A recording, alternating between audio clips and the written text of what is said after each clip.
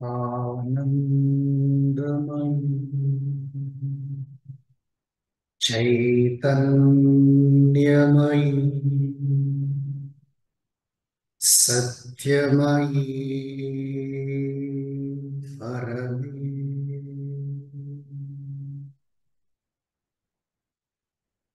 ॐ तत्सवितुर्वरं रूपम् ज्योतिः परस्य धीमहि यन्नः सत्येन दीपयेत् अखण्डमण्डलाकारम् व्याप्तं येन चराचरम् तत्पदं दर्शितं येन तस्मै श्रीगुरवे नमः। त्वमेव माता च पिता त्वमेव त्वमेव बन्धुश्च सखा त्वमेव त्वमेव विद्या द्रविणं त्वमेव त्वमेव सर्वं मम देव देव। ओम श्री अरविंद मेहरा। ओम श्री अरविंद मेहरा। ओम Shri Arvind Mehra. Open my mind, my heart, my life to your light, your love, your power. In all things may I see the divine.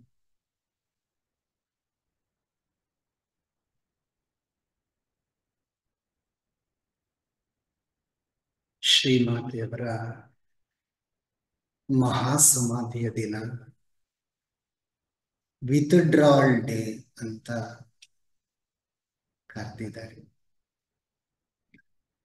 ಆ ದಿನ ಅವರ ಮೇಲೆ ಧ್ಯಾನಿಸುವ ಉದ್ದೇಶವನ್ನಿಟ್ಟುಕೊಂಡು ನಾವು ಈ ಸಚ್ಚಿಂತನೆಯನ್ನ ನಡೆಸ್ತಾ ಇದ್ದೀವಿ. ನಾನು ಉಪನ್ಯಾಸ ಮಾಡ್ತಾ ಇದ್ದೀನಿ ಅಂತ ಎದೆ ತಟ್ಟಿ ಹೇಳ್ಕೊಡಲ್ಲ. ಶ್ರೀಮಾತೆಯವರ ಜೀವನಕ್ಕೆ ಸಂಬಂಧಪಟ್ಟಂಗೆ ನನ್ನ ಭಾವಸ್ಪಂದನವನ್ನ ನಿಮ್ಮ ಮುಂದೆ ಇಡ್ತಾ ಇದ್ದೀನಿ. ಟಾಕು ಅಂತಂದ್ರೆ, ಉಪನ್ಯಾಸ ಅಂದ್ರೆ ಏನೋ ಒಂದು ಸ್ಕಾಲರ್ ಅನ್ನೋ ಧ್ವನಿ ಹೇಳುತ್ತೆ, ನಾನೊಬ್ಬ ವಿದ್ವಾಂಸ ಅಂತ. ಅಂದ್ರೆ ನಾನು ಅದನ್ನ ತಿಳ್ಕೊಂಡಿದ್ದೀನಿ, ಇದನ್ನ ತಿಳ್ಕೊಂಡಿದ್ದೀನಿ, ಹೀಗೆಲ್ಲ ಇರುತ್ತಲ್ಲ ನಮ್ಮ ಬುದ್ಧಿಯ ಒಂದು ಅತಿರೇಕಗಳು. ಶ್ರೀಮಾತೆಯವರ ವಿರಾಟ್ ಜೀವನವನ್ನ, ಪ್ರೇಮಮಯ ಜೀವನವನ್ನ ನಾವು ದರ್ಶನ ಮಾಡಿದಾಗ, ಅವರ ಜೀವನ ಚರಿತ್ರೆಯ ಮುಂದೆ ಧ್ಯಾನಸ್ಥರಾದಾಗ ನಮ್ಮ ಬುದ್ಧಿ ಮನಸ್ಸಿನ ಅತಿರೇಕಗಳೆಲ್ಲ ಕರಗಿ ಹೋಗ್ಬಿಡುತ್ತೆ. ಈ ದಿನ ಇಡೀ ಪೃಥ್ವಿಯ ದೃಷ್ಟಿಯಿಂದ ಪರಮ ಪವಿತ್ರವಾದಂತಹ ದಿನ. ಯಾಕೆಂದ್ರೆ ಪೃಥ್ವಿ ಅದನ್ನು ಮರೆತು ಬಿಟ್ಟಿದೆ. ತಾಯಿಯವರು ಬಂದಿದ್ದು ನಮಗಾಗಿ ಏನೆಲ್ಲ ಮಾಡಿದ್ದು, ತನ್ನದೇ ಆದಂತಹ ನಿತ್ಯ ದಿನಚರಿಯಲ್ಲಿ ಸೋಲ್ಲೆಸ್ ರೊಟೀನ್ ಪರೀಕ್ಷೆಯ ಆತ್ಮವಿಹೀನವಾದ ದಿನಚರಿಯಲ್ಲಿ ಅದು ತನ್ನಷ್ಟಕ್ಕೆ ತಾನು ಮಗ್ನವಾಗಿದೆ. ಆದರೆ ಮಹಾತ್ಮರು ಬಂದು ಏನು ಕೊಡಬೇಕು ಕೊಟ್ಟು ನಮ್ಮನ್ನ ನಮ್ಮ ಉಜ್ವಲವಾದ ಭವಿಷ್ಯಕ್ಕೆ ಸಿದ್ಧಪಡಿಸಿ ಜೊತೆಲೇ ಇದ್ದಾರೆ, ಹೋಗಿಲ್ಲ. ಅವರು ನಮ್ಮ ಜೊತೆಯಲ್ಲೇ ಇದ್ದಾರೆ. ಈಗ ತಾನೇ ವೈಶಾಲ್ಯಕ ಹೇಳಿದ್ರಲ್ಲ, ಇಂಥ ಒಂದು ದಿನ, ಈ ಒಂದು ಸ್ಮರಣೆ, ಚಿಂತನೆ, ಭಾವಸ್ಪಂದನವನ್ನು ನೀಡಬೇಕು ಅಂತ ನನ್ನನ್ನು ಆಹ್ವಾನಿಸಿದ ಶ್ರೀ ಅರವಿಂದೋ ಕಾಂಪ್ಲೆಕ್ಸ್ ಟ್ರಸ್ಟ್ನ ಮುಖ್ಯಸ್ಥರಾದಂಥ ಶ್ರೀ ಅಜಿತ್ ಸಬ್ನಿ ಸರ್ ಅವರು ಮತ್ತು ಎಲ್ಲ ವ್ಯವಸ್ಥೆಗಳನ್ನು ಮಾಡ್ತಾ ಇರ್ತಕ್ಕಂಥ ವೈಶಾಲಿ ಅಕ್ಕ ಅವರಿಗೆ ನನ್ನ ನಮಸ್ಕಾರಗಳನ್ನು ತಿಳಿಸಿ ನನ್ನ ಚಿಂತನೆಗಳನ್ನ ಸಮರ್ಪಣೆ ಮಾಡ್ತಾ ಇದ್ದೀನಿ ಶ್ರೀಮಾತೆ ಅವರಿಗೆ. ಸಾವಿತ್ರಿಯಲ್ಲಿ ನಾವು ಹೇಳ್ತೇವೆ, her inward help unbarred a gate in heaven. Love in her was wider than the universe. The whole world could take refuge in her single heart. ಇದು ನನ್ನ ಇವತ್ತಿನ ಮಂತ್ರ. ಮತ್ತೆ ಮತ್ತೆ ಅದು ಸ್ಮರಣೆ ಮಾಡ್ತಾ ಇರ್ತೀನಿ. ಸಾವಿತ್ರಿಯಲ್ಲಿ ವಿವಿಧ ಲೋಕಗಳನ್ನ ಅತಿಕ್ರಮಿಸಿ ಆಯಾ ಲೋಕದ ಜೀವಿಗಳನ್ನ, ಶಕ್ತಿಗಳನ್ನ ನೋಡ್ತಾ ನೋಡ್ತಾ ಮನುಕುಲದ ಪ್ರತಿನಿಧಿಯಾದ ಅಶ್ವಪತಿ ಬೇರೆ ಬೇರೆ ಸ್ತರಗಳನ್ನ ಆರೋಹಣ ಮಾಡ್ತಾರೆ. ಮಾಡಿ ಅಕ್ಷರ ಬ್ರಹ್ಮನ ಸಾಕ್ಷಾತ್ಕಾರವೂ ಆಗ್ಬಿಡುತ್ತೆ. ಆತ್ಮ ಸಾಕ್ಷಾತ್ಕಾರ, ಚಿಂತನೆ, ಭಾವಸ್ಪಂದನ ಏನೂ ಇಲ್ಲದೆ ನಿಷ್ಪ್ರಪಂಚವಾದ ಸ್ಥಿತಿ. ಆದರೆ ಅದು ಸತ್ಯದ ಮೂಲ ನೆಲೆ ಅಲ್ಲ, ಇನ್ನೂ ಮುಂದೆ ಇದೆ ಅಂತ ಹೇಳಿ ಪರಮ ರಹಸ್ಯದ ಸ್ತರಕ್ಕೆ ಹೋಗ್ತಾರೆ. ಅಲ್ಲಿ ಪರಾಮಾತೆಯ ದರ್ಶನ,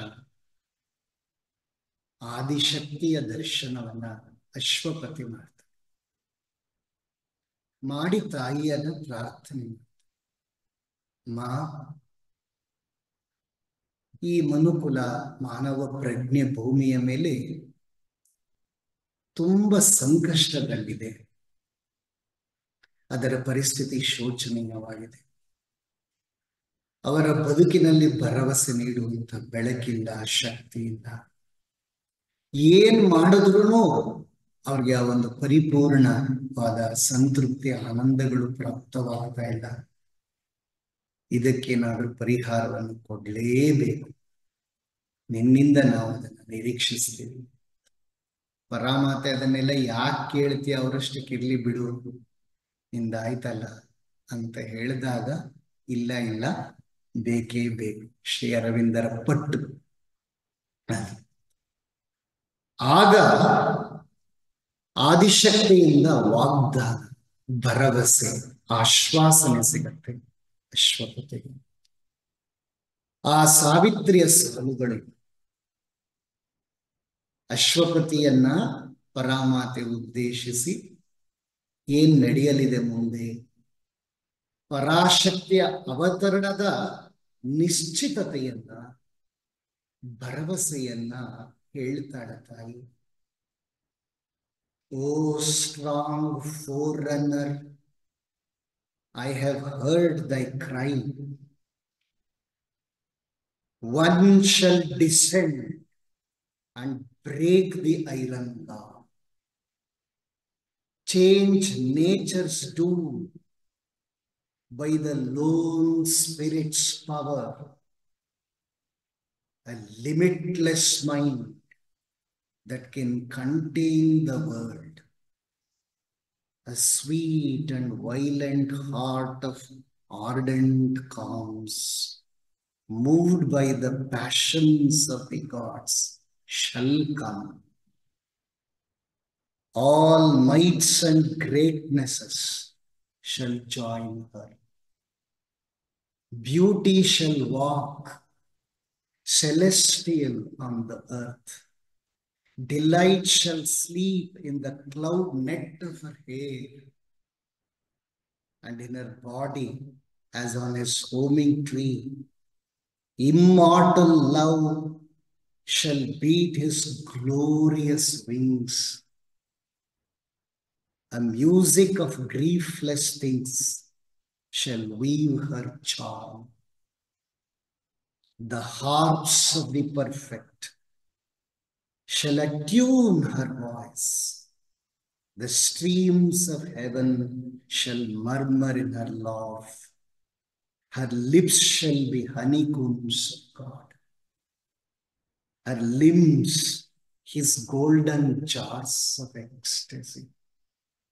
Her breasts, the rapture flowers of paradise. She shall bear wisdom in her voiceless bosom. Strength shall be with her like a conqueror's sword. And from her eyes, the eternal's bliss shall gaze. A seed shall be sown in death's tremendous hour. A branch of heaven transplant to human soil. Nature shall overleap her mortal step. Fate shall be changed by an unchanging will.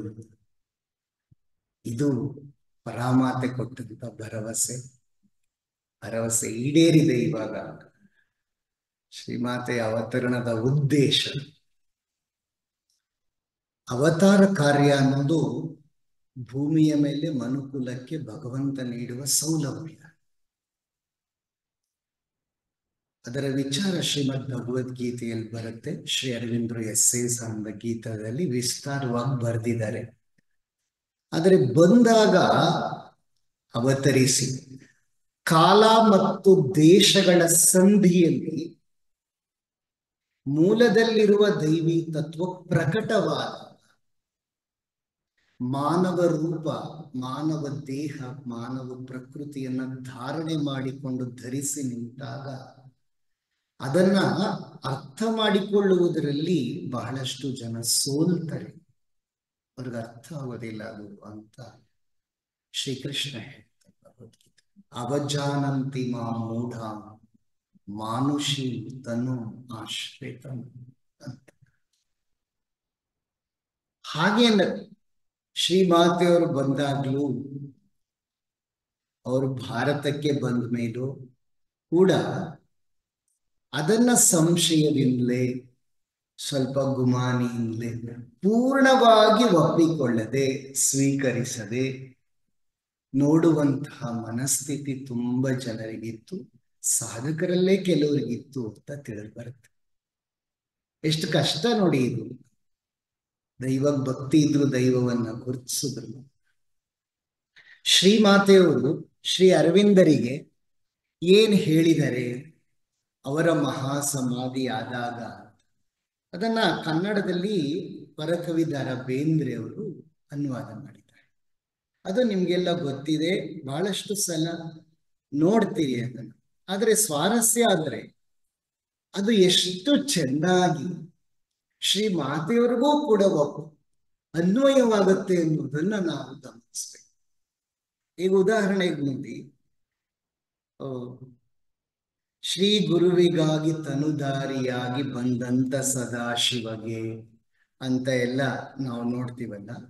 ಒಂದು ನಿಮಿಷ, ಅದು ಬೆಳಿಗ್ಗೆ ಇಲ್ಲೇ ಧ್ಯಾನ ಮಂದಿರದಲ್ಲಿ ಸ್ವಲ್ಪ ಹೊಳಿತದು ನನಗೆ.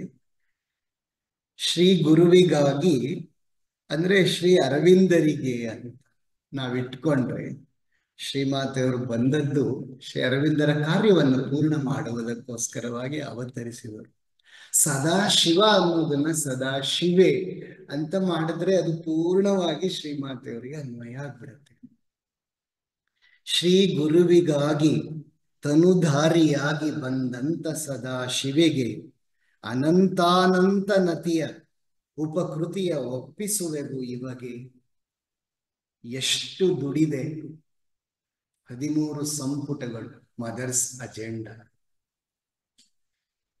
13 ಸಂಪುಟಗಳಲ್ಲಿ ಶರೀರದಲ್ಲಿ ಜೀವಕೋಶಗಳಲ್ಲಿ ಅವುಗಳ ಪ್ರಜ್ಞೆಯಲ್ಲಿ ದೈವವನ್ನ ಪ್ರಕಟಪಡಿಸುವ ಅಭೂತಪೂರ್ವವಾದಂತಹ ಪ್ರಯೋಗ ಯಶಸ್ವಿಯಾದದ್ದು.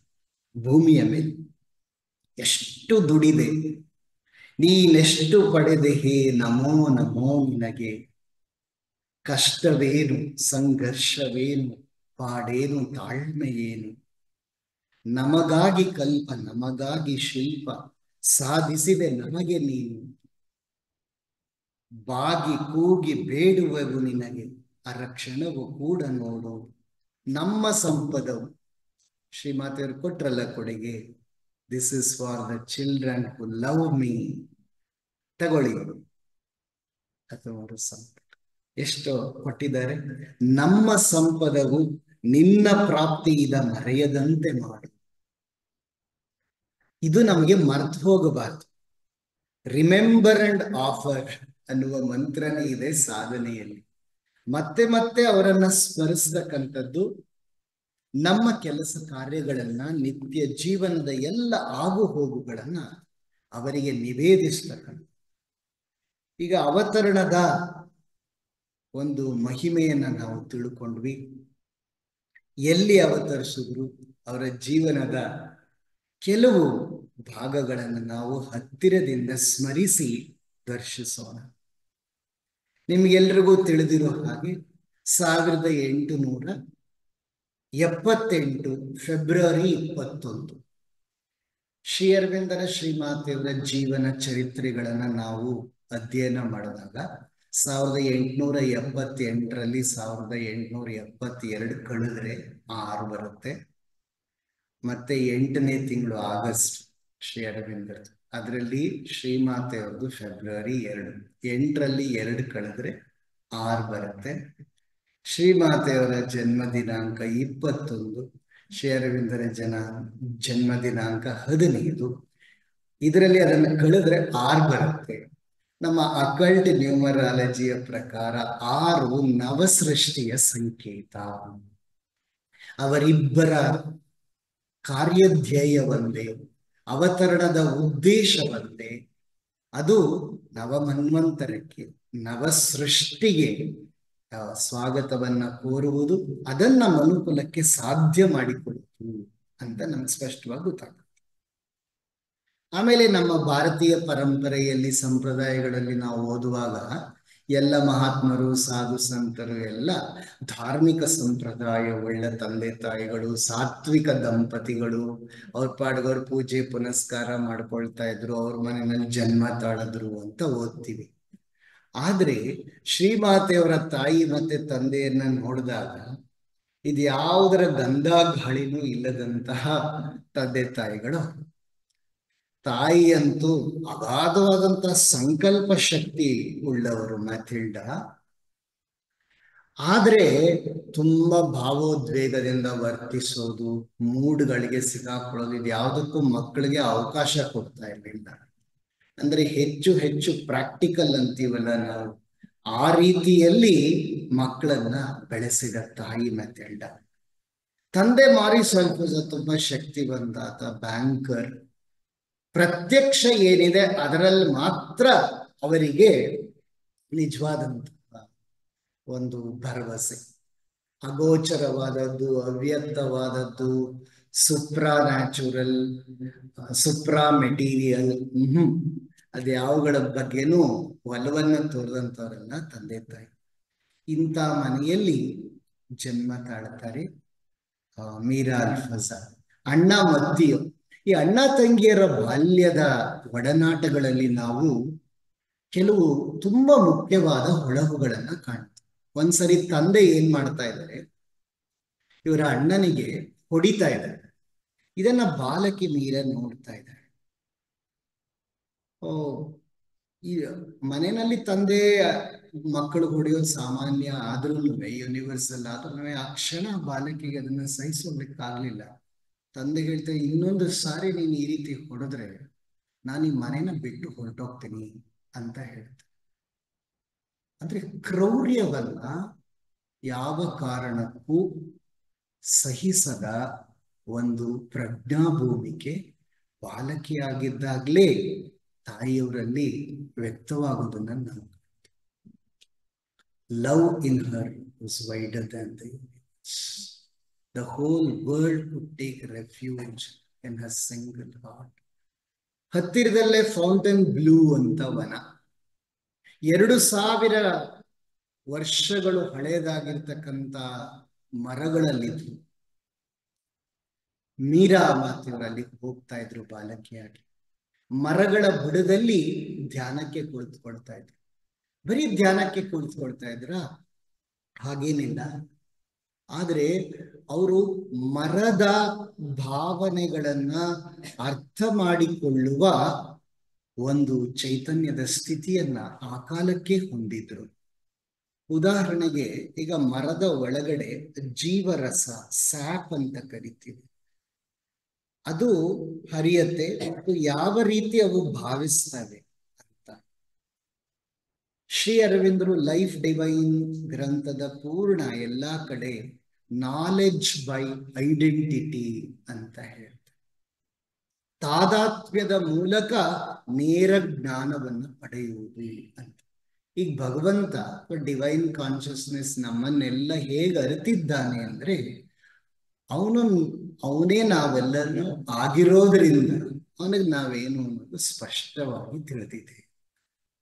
ಸೊ ಮಾನವ ಪ್ರಕೃತಿಯಲ್ಲಿ ಆ ಪ್ರಜ್ಞೆಯ ಪ್ರಕಟ ಮಾಡಿ ಶ್ರೀಮಾತೆಯವರು ಆ ಮರದ ಜೊತೆ ತಾದಾತ್ಮ್ಯವನ್ನ ಸಾಧಿಸ್ತಾರೆ. ಸಸ್ಯ ಸಂಕುಲದಲ್ಲಿ ಹೀಗೆ ಅಪಾರವಾಗಿ ಸ್ಪಂದಿಸ್ತಕ್ಕಂಥ ಮಾನವ ಮಿತ್ರತ್ವದ ಒಂದು ಕಾತರತೆ ಇದೆ ಅಂತ ಶ್ರೀಮಾತೆಯವರು. ಆದ್ರೆ ಅದೇ ವನದಲ್ಲಿ ಯಾರೋ ಒಬ್ರು ಈ ಮರನ ತರಿಬೇಕು, ಕಡ್ದು ಹಾಕ್ಬೇಕು ಅಂತ ಮಾತನಾಡಿಕೊಂಡಾಗ ಆ ಮರ ಆ ಮಾತಿಗೂ ಕೂಡ ಸ್ಪಂದಿಸಿ ಭಯವನ್ನ ವ್ಯಕ್ತಪಡಿಸಿ ಶ್ರೀಮಾತೆಯವರಲ್ಲಿ ತನ್ನ ಅಳಲನ್ನ ತೋಡ್ಕೊಡುತ್ತೆ ಅಂತ ನೋಡಿ. ಅದನ್ನ ಇವೆಲ್ಲ ಚಿಕ್ಕ ವಯಸ್ಸಿನಿಂದಲೇ ಇಂತಹ ಒಂದು ಅಗಾಧವಾದ ಅಪೂರ್ವವಾದಂತಹ ಆಧ್ಯಾತ್ಮಿಕ ಎತ್ತರ ಶ್ರೀಮಾತೆಯವರಲ್ಲಿ ಇತ್ತು ಅನ್ನೋದು ನಮಗೆ ಗೊತ್ತಾಗುತ್ತೆ. ನಿಮ್ಗೆಲ್ಲ ತಿಳಿದಿರೋದನ್ನೇ ಮತ್ತೆ ಮೇಲಕ್ಕೆ ಹಾಕ್ತಾ ಇರೋದು. 8ನೇ ವಯಸ್ಸಿಗೆ ಆರಂಭವಾದಂತ ಟೆನಿಸ್ ಆಟ ಅವರು 80 ದಾಟೋವರೆಗೂ ಆಡ್ತಾ ಇದ್ರು ಅನ್ನೋದು ಗಮನಿಸ್ಬೇಕಾದಂತಹ ಸಂಗತಿ. ಈ ಟೆನಿಸ್ ಚೆಂಡಿದೆಯಲ್ಲ, ಇದನ್ನ ನಾವು ಪೃಥ್ವಿ ಅಂತ ಭಾವಿಸಿದ್ರೆ ಆಯ್ತಾ, ಈ ಪೃಥ್ವಿ ಅನ್ನುವ ಚೆಂಡಿನ ಜೊತೆ ಶ್ರೀಮಾತೆಯವರು ಆಡ್ತಾನೆ ಇರ್ತಾರೆ. ಇತ್ತಾನೆ ವೈಶಾಲ್ಯಕ್ಕ ಹೇಳಿದ್ರು, ಅವರ ಅವತರಣದ ಉದ್ದೇಶ ಮತ್ತು ಕಾರ್ಯ ನಿರಂತರವಾಗಿ ಮುಂದುವರಿಯತ್ತೆ. ಯಾಕಂದ್ರೆ ಇಡೀ ಪೃಥ್ವಿ ಸುಪ್ರಮಾನಸ ಪ್ರಜ್ಞೆ ಅಥವಾ ವಿಜ್ಞಾನಮಯ ಸ್ತರ, ಅಲ್ಲಿ ಭಗವಂತ ಏನು ಇಚ್ಛಿಸಿದ್ದಾನೆ, ಇದೇನಾಗಬೇಕು ಅಂತ, ಅದು ಪೂರ್ಣವಾಗಿ ಸಂಭವಿಸುವವರೆಗೂ ಪೃಥ್ವಿಯ ಮಂಡಲವನ್ನ ಬಿಟ್ಟು ಶ್ರೀ ಅರವಿಂದರು ಮತ್ತು ಶ್ರೀಮಾತೆ ನಮ್ಮನ್ನ ತೊರೆಯುವುದಿಲ್ಲ ಅನ್ನುವ ಭರವಸೆ ಅವರಿಬ್ಬರಿಂದಲೂ ನಮಗ್ ಸಿಕ್ಬಿಟ್ಟಿದೆ. ಈಗ ಉದಾಹರಣೆಗೆ ಈ ಮೆಟೀರಿಯಲ್ ಅನ್ನೋದಕ್ಕೆ ಪಾರ್ಶ್ವದಲ್ಲೇ ಇರ್ತಕ್ಕಂಥ ಸಟಲ್ ಫಿಸಿಕಲ್, ಸೂಕ್ಷ್ಮ ಭೌತಿಕ, ಅದರಲ್ಲಿ ಶ್ರೀ ಅರವಿಂದರ ಆಫೀಸ್ ಇದೆ ಅಂತ ಮದರ್ ಹೇಳ್ತಾರೆ. ಆದ್ರೆ ಅವರು ನಮ್ಮ ಜೊತೆ ಅಷ್ಟು ನಿಕಟವಾಗಿ ಹತ್ತಿರದಲ್ಲಿ ಇದ್ದಾರೆ. ಅವರ ನಿಕಟತೆಯನ್ನ, ಆಪ್ತತೆಯನ್ನ ಭಾವಿಸುವ ಶಕ್ತಿಯನ್ನ ನಮ್ಮ ಹೃದಯ, ನಮ್ಮ ಪ್ರಕೃತಿ ಬೆಳೆಸ್ಕೊಳ್ಬೇಕಾಗಿದೆ. ನಾವು ಅವರನ್ನು ದೂರದಲ್ಲಿಟ್ಟು ಡಿಸ್ಟೆಂಟ್ ಮಾಡೋದಲ್ಲ, ಅತ್ಯಂತ ಹತ್ತಿರ ಅವರನ್ನ ಬೇಕು ಅಂತ. ಶ್ರೀಮಾತೆಯವರು ತುಂಬಾ ಸೀನಿಯರ್ಸ್ ಜೊತೆ ಆಟ ಆಡ್ತಾ ಇದ್ರು. ಆದ್ರೆ ಮದರ್ ಹೇಳ್ತಾರೆ, ನಾನು ಹೆಚ್ಚು ಅದರಿಂದ ಗೆಲ್ಲೋಕ್ ಸಾಧ್ಯ ಆಗ್ತಾ ಇರ್ಲಿಲ್ಲ, ಆದ್ರೆ ಕಲಿಯೋಕ್ ಸಾಧ್ಯ ಆಗ್ತಾ ಇತ್ತು.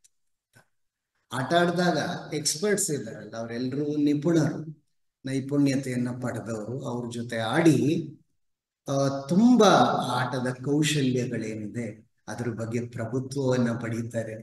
ಈ ಗೆಲ್ಲೋದು ಮತ್ತೆ ನಾನ್ ಫಸ್ಟ್ ಅನ್ಕೊಳ್ಳೋದು, ಎಲ್ಲದರಲ್ಲೂ ನಾನು ಗ್ರೇಟ್ ಅಂತ ಅನ್ನಿಸ್ಕೊಳ್ಳೋದು, ಇದ್ರ ಬಗ್ಗೆ ಶ್ರೀಮಾತೆಯವರು ಒಂದು ಅನಿಸಿಕೆಯನ್ನು ವ್ಯಕ್ತಪಡಿಸ್ತಾರೆ. ಇದೊಂದು ವ್ಯರ್ಥವಾದ ಅಭಿಮಾನದ ಭಾವನೆ, ನಾನು ಎಲ್ರಿಗಿಂತ ಗ್ರೇಟ್ ಅಂತ ಅನ್ನುವ ಭಾವನೆ ಇದೆಯಲ್ಲ, ಇದು ಮಾನವ ಅಹಂಕಾರವನ್ನ ತುಂಬಾ ಪುಷ್ಟೀಕರಿಸುವ ಭಾವನೆ. ನಂಗೆ ಚಿತ್ರಕಲೆಯಲ್ಲಾಗ್ಲಿ, ಸಂಗೀತದಲ್ಲಾಗ್ಲಿ, ಆ ಅಥವಾ ಅಧ್ಯಯನ ಓದಿನ ವಿಷಯದಲ್ಲಾಗ್ಲಿ ಯಾವಾಗ್ಲೂ ಎಲ್ಲರಿಗಿಂತ ಗ್ರೇಟ್ ಆಗ್ಬಿಡ್ಬೇಕು ಅಂತ ಅನ್ನೋ ಭಾವ ಯಾವತ್ತೂ ನನ್ನೊಳಗೆ ಉದಯಿಸ್ಲಿಲ್ಲ ಅಂತ ಹೇಳ್ತಾರೆ. ಆಮೇಲೆ ತುಂಬಾ ಮುಖ್ಯವಾದ ಘಟನೆಯನ್ನ ನಾವು ಸ್ಮರಿಸಲೇಬೇಕು. ಶ್ರೀಮಾತೆಯವರು ರಾತ್ರಿಯ ವೇಳೆ ಅವರು ಒಂದು ಸ್ವಪ್ನದ ಘನೀಕೃತವಾದ ದರ್ಶನವನ್ನ ಹೇಳ್ತಾರೆ. ಏನಂದ್ರೆ ರಾತ್ರಿ ಅವರು ಶರೀರದಿಂದ ಹೊರಗೆ ಬಂದು ಮೇಲೆ ಏರಿ ಆಕಾಶದಲ್ಲಿ ಮನೆಯಿಂದ ಆಚೆ ಹೋಗಿ ಅವರು ಚಿನ್ನದ ಬಣ್ಣದ ನಿಲುವಂಗಿಯನ್ನ ಧರಿಸಿದ್ರು ಅವಾಗ ಅಂತ ತಿಳಿದು ಬರುತ್ತೆ. ಪೂರ್ಣ ಮೇಲ್ಭಾಗದಲ್ಲಿದ್ದಾರೆ. ಆವಾಗ ಪ್ರಪಂಚದ ವಿವಿಧ ಭಾಗಗಳಿಂದ ಎಲ್ಲ ಎದ್ದೇಳ್ತಾರೆ ಜನ. ಹೆಂಗಸರು, ಮಕ್ಕಳು, ದುಃಖಿತರು, ರೋಗಿಗಳು, ನಿರ್ಗತಿಕರು, ಏನಾದ್ರೂ ಆಶ್ರಯ ಬೇಕು ಅಂತ ಶ್ರೀಮಾತೆಯವರ ಹತ್ರ ಬಂದು ಮೊರೆ ಇಟ್ಟು ಶ್ರೀಮಾತೆಯವರನ್ನ ಆಶ್ರಯ ಕೇಳ್ಕೊಂಡು ಬರ್ತಕ್ಕಂಥ ಜನ. ಹೀಗೆ ಒಬ್ಬೊಬ್ಬರು ಬಂದು ಪ್ರಾರ್ಥನೆ ಮಾಡಿದಾಗ್ಲೂ ಅವರ ನಿಲುವಂಗಿ ತಾನಾಗೆ ವಿಸ್ತರಿಸಿಕೊಂಡು ಅವರ ಬಳಿಗೆ ಹೋಗಿ ಅವರಿಗೆ ಒಂದು ಆವರಣವನ್ನ ಕಲ್ಪಿಸ್ತಾ ಇತ್ತು, ಆಶ್ರಯವನ್ನ ಕೊಡ್ತಾ ಇತ್ತು. ಇದು ಒಂದು ಸಾಂತ್ವನ ದುಃಖಿಗಳಿಗೆ. ಶ್ರೀಮಾತೆಯವರು ಬಾಲಕಿಯಾಗಿದ್ದಾಗ ಈ ರೀತಿಯ ಒಂದು ಕ್ರಿಯೆ ನಡೆಯುವಾಗ ಪಕ್ಕದಲ್ಲಿ ಒಬ್ಬಾತ ವಯಸ್ಸಾದ ವ್ಯಕ್ತಿ ಸುಮ್ಮನೆ ಶ್ರೀಮಾತೆಯವ್ರನ್ನೇ ನೋಡ್ತಾ ಇದ್ದಂತೆ. ಆಮೇಲೆ ಆತನಿಗೆ ಮನಸ್ಸಿನಲ್ಲಿ ಖುಷಿ, ಅಂದ್ರೆ ಏನೋ ಒಂದು ಪರಿಹಾರ ಸಿಗ್ತಾ ಇದೆ ಅಂತ. ಆಮೇಲೆ ಶ್ರೀಮಾತೆಯವರು ಸೂಚಿಸ್ತಾರೆ, ಈಗ ದುಃಖ ಅನ್ನೋದು ಇದೆಯಲ್ಲ ಭೂಮಿಯ ಮೇಲೆ ಮನುಷ್ಯರೆಲ್ಲರಲ್ಲಿ ಜೀವ ಸಂಕುಲದಲ್ಲಿ ದುಃಖ, ಸಂಕಟಗಳು, ವೇದನೆಗಳೆಲ್ಲ ಇದೆಯಲ್ಲ, ಅದರ ಮೂರ್ತೀಕರಿಸಿದ ವ್ಯಕ್ತಿತ್ವ ಆತ. ಮ್ಯಾನ್ ಆಫ್ ಸಾರೋಸ್ ಅಂತ, ಒಂದು ದುಃಖ ಪುರುಷ ಅಥವಾ ದುಃಖ ಮೂರ್ತಿ ಅಂತ ಹೇಳ್ಬೋದು. ಆತ ಬಂದು ಶ್ರೀಮಾತೆಯವರ ಪಕ್ಕ ನಿಂತ್ಕೊಳ್ತಾ ಇದ್ದ. ಶ್ರೀಮಾತೆಯವರು ಈ ರೀತಿ ಆಶ್ರಯ ಕೊಡುವುದನ್ನ ನೋಡ್ತಾ ಇದ್ದ. ಇದೆಲ್ಲ ಮತ್ತೆ ಫೌಂಟೇನ್ ಬ್ಲೂ ವನದಲ್ಲಿ ಮಾಡಿದಾಗ್ಲೆಲ್ಲ ಶ್ರೀಮಾತೆಯವರಿಗೆ ಒಳಗಡೆ ತಮ್ಮ ಸೂಕ್ಷ್ಮ ಶರೀರದಲ್ಲಿ ನಾನು ಪೃಥ್ವಿ ಪ್ರಜ್ಞೆಯ ಜೊತೆಯಲ್ಲಿ, ಈ ಭೂಮಂಡಲದ ಜೊತೆಯಲ್ಲಿ ಏಕೀಭವಿಸಿದ್ದೇನೆ ಅನ್ನುವ ಭಾನ, ಪ್ರತೀತಿ ಉಂಟಾಗ್ತಾ ಇತ್ತು. ಅಂದ್ರೆ ಎಲ್ಲರ ದುಃಖಗಳು, ನೋವುಗಳು ನನ್ನದೇ ಆಗಿವೆ ಅಂತನ್ನುವ ಭಾವ, ಅದನ್ನ ಅವರು ಅನುಭವಿಸ್ತಾ ಇದ್ರು. ಆಮೇಲೆ ಪ್ರೇಯರ್ಸ್ ಅಂಡ್ ಮೆಡಿಟೇಷನ್ಸ್ ನಲ್ಲಿ ಅವರು ಧ್ಯಾನ ಮತ್ತು ಪ್ರಾರ್ಥನೆಗಳನ್ನ ದಾಖಲಿಸುವಾಗ ಇದು ಇನ್ನೂ ಹೆಚ್ಚು ಸ್ಫುಟವಾಗಿ ಬರುತ್ತೆ. ಶ್ರೀ ಅರವಿಂದರು ಸಾಧಕರು ಕೇಳಿದ ಪ್ರಶ್ನೆಗೆ ಉತ್ತರವನ್ನ ಕೊಟ್ಟಿದ್ದಾರೆ. ನಂತರದಲ್ಲಿ ಅವರು ಶ್ರೀಮಾತೆಯವರು ಪ್ರಾರ್ಥನೆ ಮಾಡ್ತಾ ಇದ್ದಾರಲ್ಲ, ಭಗವಂತ ಅಂತ ಕರೀತಾರೆ. ಅವರು ಸ್ವಯಂ ಅವರೇ ಅವತರಣವಾಗಿರುವಾಗ ಈ ರೀತಿ ಸಂಬೋಧನೆ ಮಾಡಿ ಪ್ರಾರ್ಥನೆಗಳನ್ನ ಹೇಗ್ ಮಾಡ್ತಾ ಇದ್ದಾರೆ ಅಂತ. ಆಗ ಶ್ರೀ ಅರವಿಂದರು ಆ ಒಂದು ಅನುಮಾನಕ್ಕೆ ಪರಿಹಾರವನ್ನು ಸೂಚಿಸ್ತಾರೆ. ಅವರು ವಾಸ್ತವವಾಗಿ ಪೃಥ್ವಿಯ ಜೊತೆಯಲ್ಲಿ ತಮ್ಮನ್ನ ಸಮೀಕರಿಸಿಕೊಂಡಿದ್ದಾರೆ. ಈ ಪೃಥ್ವಿ ಭಗವಂತನ ಕಡೆಗೆ ತಿರುಗಿ ತನ್ನ ಸಂಕಟಕ್ಕೆ ಮೊರೆ ಇಡುವ ರೂಪದಲ್ಲಿ ಆ ಪ್ರಾರ್ಥನೆಗಳು ವ್ಯಕ್ತವಾಗ್ತಾ ಹೋಗುತ್ತೆ ಅಂತ. ಅಂದ್ರೆ ಪ್ರಕೃತಿಯಲ್ಲಿ ಎರಡು ಪ್ರಕೃತಿ ಇದೆ, ಅಪರಾ ಪ್ರಕೃತಿ ಮತ್ತು ಪರಾ ಪ್ರಕೃತಿ ಅಂತ. ಅಪರಾ ಪ್ರಕೃತಿಯ ಜಾಗದಲ್ಲಿ ಎರಡೂ ಅವರೇನೆ ಆಗಿದ್ದಾರೆ. ಅಪರಾ ಪ್ರಕೃತಿಯ ಜಾಗದಲ್ಲಿ ನಿಂತ್ಕೊಂಡು ಪರಾ ಪ್ರಕೃತಿಯಿಂದ ಇಳಿದು ಬರುವ ಶಕ್ತಿಗಳನ್ನ ಆವಾಹನೆ ಮಾಡುವುದು ಮತ್ತು ಪ್ರಾರ್ಥಿಸುವುದು, ಈ ಪ್ರಕ್ರಿಯೆಯನ್ನ ನಾವು ಧ್ಯಾನ ಮತ್ತು ಪ್ರಾರ್ಥನೆಗಳು, ಪ್ರೇಯರ್ಸ್ ಅಂಡ್ ಮೆಡಿಟೇಷನ್ಸ್ ಬುಕ್ ನಲ್ಲಿ ನಾವು ಕಾಣ್ತೀವಿ ಅನ್ನೋದು ಗೊತ್ತಾಗುತ್ತೆ. ಆಮೇಲೆ ಯಾರು ಕಷ್ಟದಲ್ಲಿದ್ರು ಶ್ರೀಮಾತೆಯವರು ಪರದುಃಖ ಕಾತರತೆ ಅಂತ ಕರೀತಾರೆ. ದುಃಖಕ್ಕೆ ಸ್ಪಂದಿಸುವ ಗುಣ ಇತ್ತು. ನೋಡಿ, ಅಲ್ಲಿ ಸ್ಟುಡಿಯೋಗೆ ಹೋಗ್ತಾ ಇದ್ರು, ಕಲಾ ನಿಕೇತನ ಆರ್ಟ್ ಕ್ಲಾಸ್. ಅಲ್ಲಿ ಶ್ರೀಮಾತೆಯವರು ತುಂಬಾ ಗಂಭೀರ ಸ್ವಭಾವ, ಅಷ್ಟು ಸುಲಭವಾಗಿ ಮಾತುಕತೆನಲ್ಲಿ ತೊಡಗುತ್ತಾ ಇರ್ಲಿಲ್ಲ ಅವರು ಯಾರ್ದಾರು ಜೊತೆನಲ್ಲಿ. ಅವ್ರ ಪಾಡ್ಗವರು ಅವ್ರ ಕೆಲಸವನ್ನ, ಅವ್ರ ಗಾಂಭೀರ್ಯ, ಅವರ ಗತ್ತನ್ನು ನೋಡಿ ಎಲ್ರು ಅವ್ರನ್ನ ಸ್ವಿಂಗ್ಸ್ ಅಂತ ಕರೀತಾರೆ.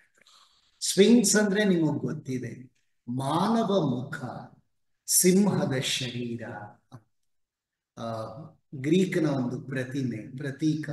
ಆ ರೀತಿ ಅವರ ಗಾಂಭೀರ್ಯವನ್ನು ನೋಡಿ ನೃಸಿಂಹಿಣಿ ಈಕೆ ಅಂತ ಅವರನ್ನ ಕರೀತಾ ಇದ್ರು. ಯಾರು ಜಗಳ ಕಾಯ್ಕೊಂಡ್ರೆ ಅವ್ರ ಜಗಳನ ಬಿಡಿಸಿ ಪರಿಹಾರ ಮಾಡ್ತಕ್ಕಂಥದ್ದು ಶ್ರೀಮಾತೆಯವರ ಕಾರ್ಯ ಆಗಿತ್ತು, ಆಗ್ಲೇನೆ ಚಿಕ್ಕ ವಯಸ್ಸಿನಲ್ಲಿ ಅಂತ. ಅಲ್ಲಿ ಏನಾಗ್ಬಿಟ್ಟಿದೆ, ಒಬ್ರು ಮುಖ್ಯಸ್ಥರಿದಾರಲ್ಲ, ಸ್ಟುಡಿಯೋ ಮುಖ್ಯಸ್ಥರು, ಅವರು ಒಂದು ಹುಡುಗಿನ ಸಸ್ಪೆಂಡ್ ಮಾಡ್ಬಿಟ್ಟಿದ್ದಾರೆ, ಮನೆಗೆ ಹೋಗು ಅಂತ ಹೇಳ್ಬಿಟ್ಟಿದ್ದಾರೆ. ಆಕೆಗೆ ಅಯ್ಯೋ ನನ್ನ ವಿದ್ಯಾಭ್ಯಾಸ ಅರ್ಧದಲ್ಲೇ ಮೊಟಕಾಗ್ಬಿಡುತ್ತಲ್ಲ ಅಂತ ಬೇಸರ. ಆಕೆ ಬಂದು ಶ್ರೀಮಾತೆಯವ್ರನ್ನ ಕೇಳ್ಕೊಡ್ತಾರೆ, ಏನಾದ್ರೂ ಮಾಡಿ ಅಂತ.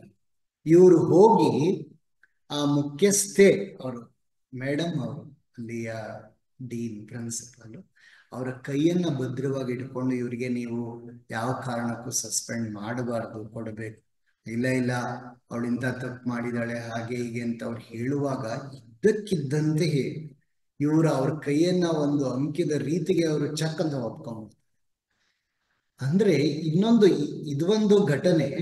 ಇನ್ನೊಂದೇನಂದ್ರೆ ಇದೇ ತರ ಬಾಲಕ ಧೂರ್ತ ಉದ್ದಟ ಹುಡುಗಿರ್ಗೆಲ್ಲ ಹಿಂಸೆ ಕೊಡೋದೇ ಒಂದು ಕೆಲಸ, ಹೆಣ್ಮಕ್ಳನ್ನ ರೇಗಿಸೋದು, ಅವ್ರಿಗೆ ಹಿಂಸೆ ಕೊಡೋದು. ಸರಿ, ಹೆಣ್ಮಕ್ಳು ಹೋಗಿ ಶ್ರೀಮಾತೆಯವ್ರಿಗೆ ಹೇಳ್ತಾರೆ ಹಿಂಗ್ ಮಾಡ್ತಾ ಇದ್ದಾನೆ ಇವನು ಅಂತ. ಇವ್ರಿಗಿಂತ 6 ವರ್ಷ ದೊಡ್ಡವನು ಹುಡುಗ ಈ ಬಾಲಕಿಗೆ ಅಂತ. ನೀನ್ ಸುಮ್ನೆ ಇರ್ತೀಯ ಇಲ್ವೋ ಅಂತ ಒಂದ್ಸರಿ ಹೇಳ್ತಾರೆ, ವಾರ್ನಿಂಗ್ ಮಾಡ್ತಾರೆ. ಇಲ್ಲ ಅಂತ ಹೇಳಿದಾಗ ಇವರು ಅನಾಮತ್ತಾಗಿ ಅವರನ್ನ ಎತ್ತಿ ಒಂದ್ಸರಿ ಕುಕ್ತಾರೆ. ಬಾಲಕಿಗೆ ಹೇಗೆ ಈ ಶಕ್ತಿ ಬಂತು ಅಂತಂದಾಗ ನಾವು ಆತ್ಮಚರಿತ್ರೆಯಲ್ಲಿ ನೋಡ್ತೀವಿ, ಅವರು ಮುಂಭಾಗದಲ್ಲಿ 6-7 ವರ್ಷದ ಹುಡುಗಿ ಆಗಿದ್ರು ಕೂಡ ಮಹೇಶ್ವರಿ, ಮಹಾಕಾಳಿ, ಮಹಾಲಕ್ಷ್ಮಿ, ಮಹಾಸರಸ್ವತಿ ಈ ಎಲ್ಲ ಚತುರ್ಮುಖ ಅಂಶಗಳೇನಿವೆ ಜಗನ್ಮಾತೆದು, ಅವು ಇದ್ದೇ ಇದ್ವು. ಯಾವುದೋ ಒಂದು ನಿರ್ದಿಷ್ಟ ಸಂದರ್ಭದಲ್ಲಿ ಇದರ ಮೂಲಕ ಪ್ರಕಟವಾಗಿ ತಮ್ಮ ಕಾರ್ಯವನ್ನ ಮಾಡ್ತಾ ಇದ್ವು ಅನ್ನೋದನ್ನ ಈ 2 ಪ್ರಸಂಗದಲ್ಲಿ ನಾವು ಕಾಣ್ತೀವಿ. ಅವ್ರು ಭಾರತಕ್ಕೆ ಬಂದ ಮೇಲೆ ಕೂಡ ಪಾಂಡಿಚೇರಿಯ ಆಶ್ರಮದಲ್ಲಿ ಕಾಳಿ, ಮಹಾಕಾಳಿ ಅಲ್ಲ ಕಾಳಿ, ಪ್ಯಾರಿಸ್ ಅನ್ನ ನಾನು ನಾಶ ಮಾಡ್ತೀನಿ ಅಂತ ಹುಚ್ಚು ಕುಣಿತವನ್ನ ತಾಯಿಯವ್ರ ಮುಂದೆನೆ ಬಂದು ಕುಣಿತಾಳೆ. ಹಾಗೆ ಇವ್ರು ಮಹಾಕಾಳಿ, ಆದ್ರೆ ಆಕೆಗೆ ಆ ಗೌರವ ಇಲ್ಲ, ಬಂದು ತನ್ನದೇ ಆದ ರುದ್ರ ನರ್ತನದಲ್ಲಿ ತೊಡಗಿದ್ದಾಳೆ, ಅದು ಸಾಧ್ಯ ಇಲ್ಲ ಅಂತ ಶ್ರೀಮಾತೆಯವರು ಹೇಳ್ತಾರೆ. ಆಮೇಲೆ ಆಕೆಯನ್ನ ಮಣಿಸ್ತಾರೆ ಅಂತಕ್ಕಂಥದ್ದು. ಅಂದ್ರೆ ಸಕಲ ದೇವಾನು ದೇವತೆಗಳಿಗೂ ಕೂಡ ತಾಯಿಯಾದ ಅದಿತಿ ನಮ್ಮ ಶ್ರೀಮಾತೆ ಅನ್ನೋದನ್ನ ನಾವು ತುಂಬಾ ಜನಕ್ಕೆ ಗೊಂದಲಗಳು ಉಂಟಾಗುತ್ತೆ.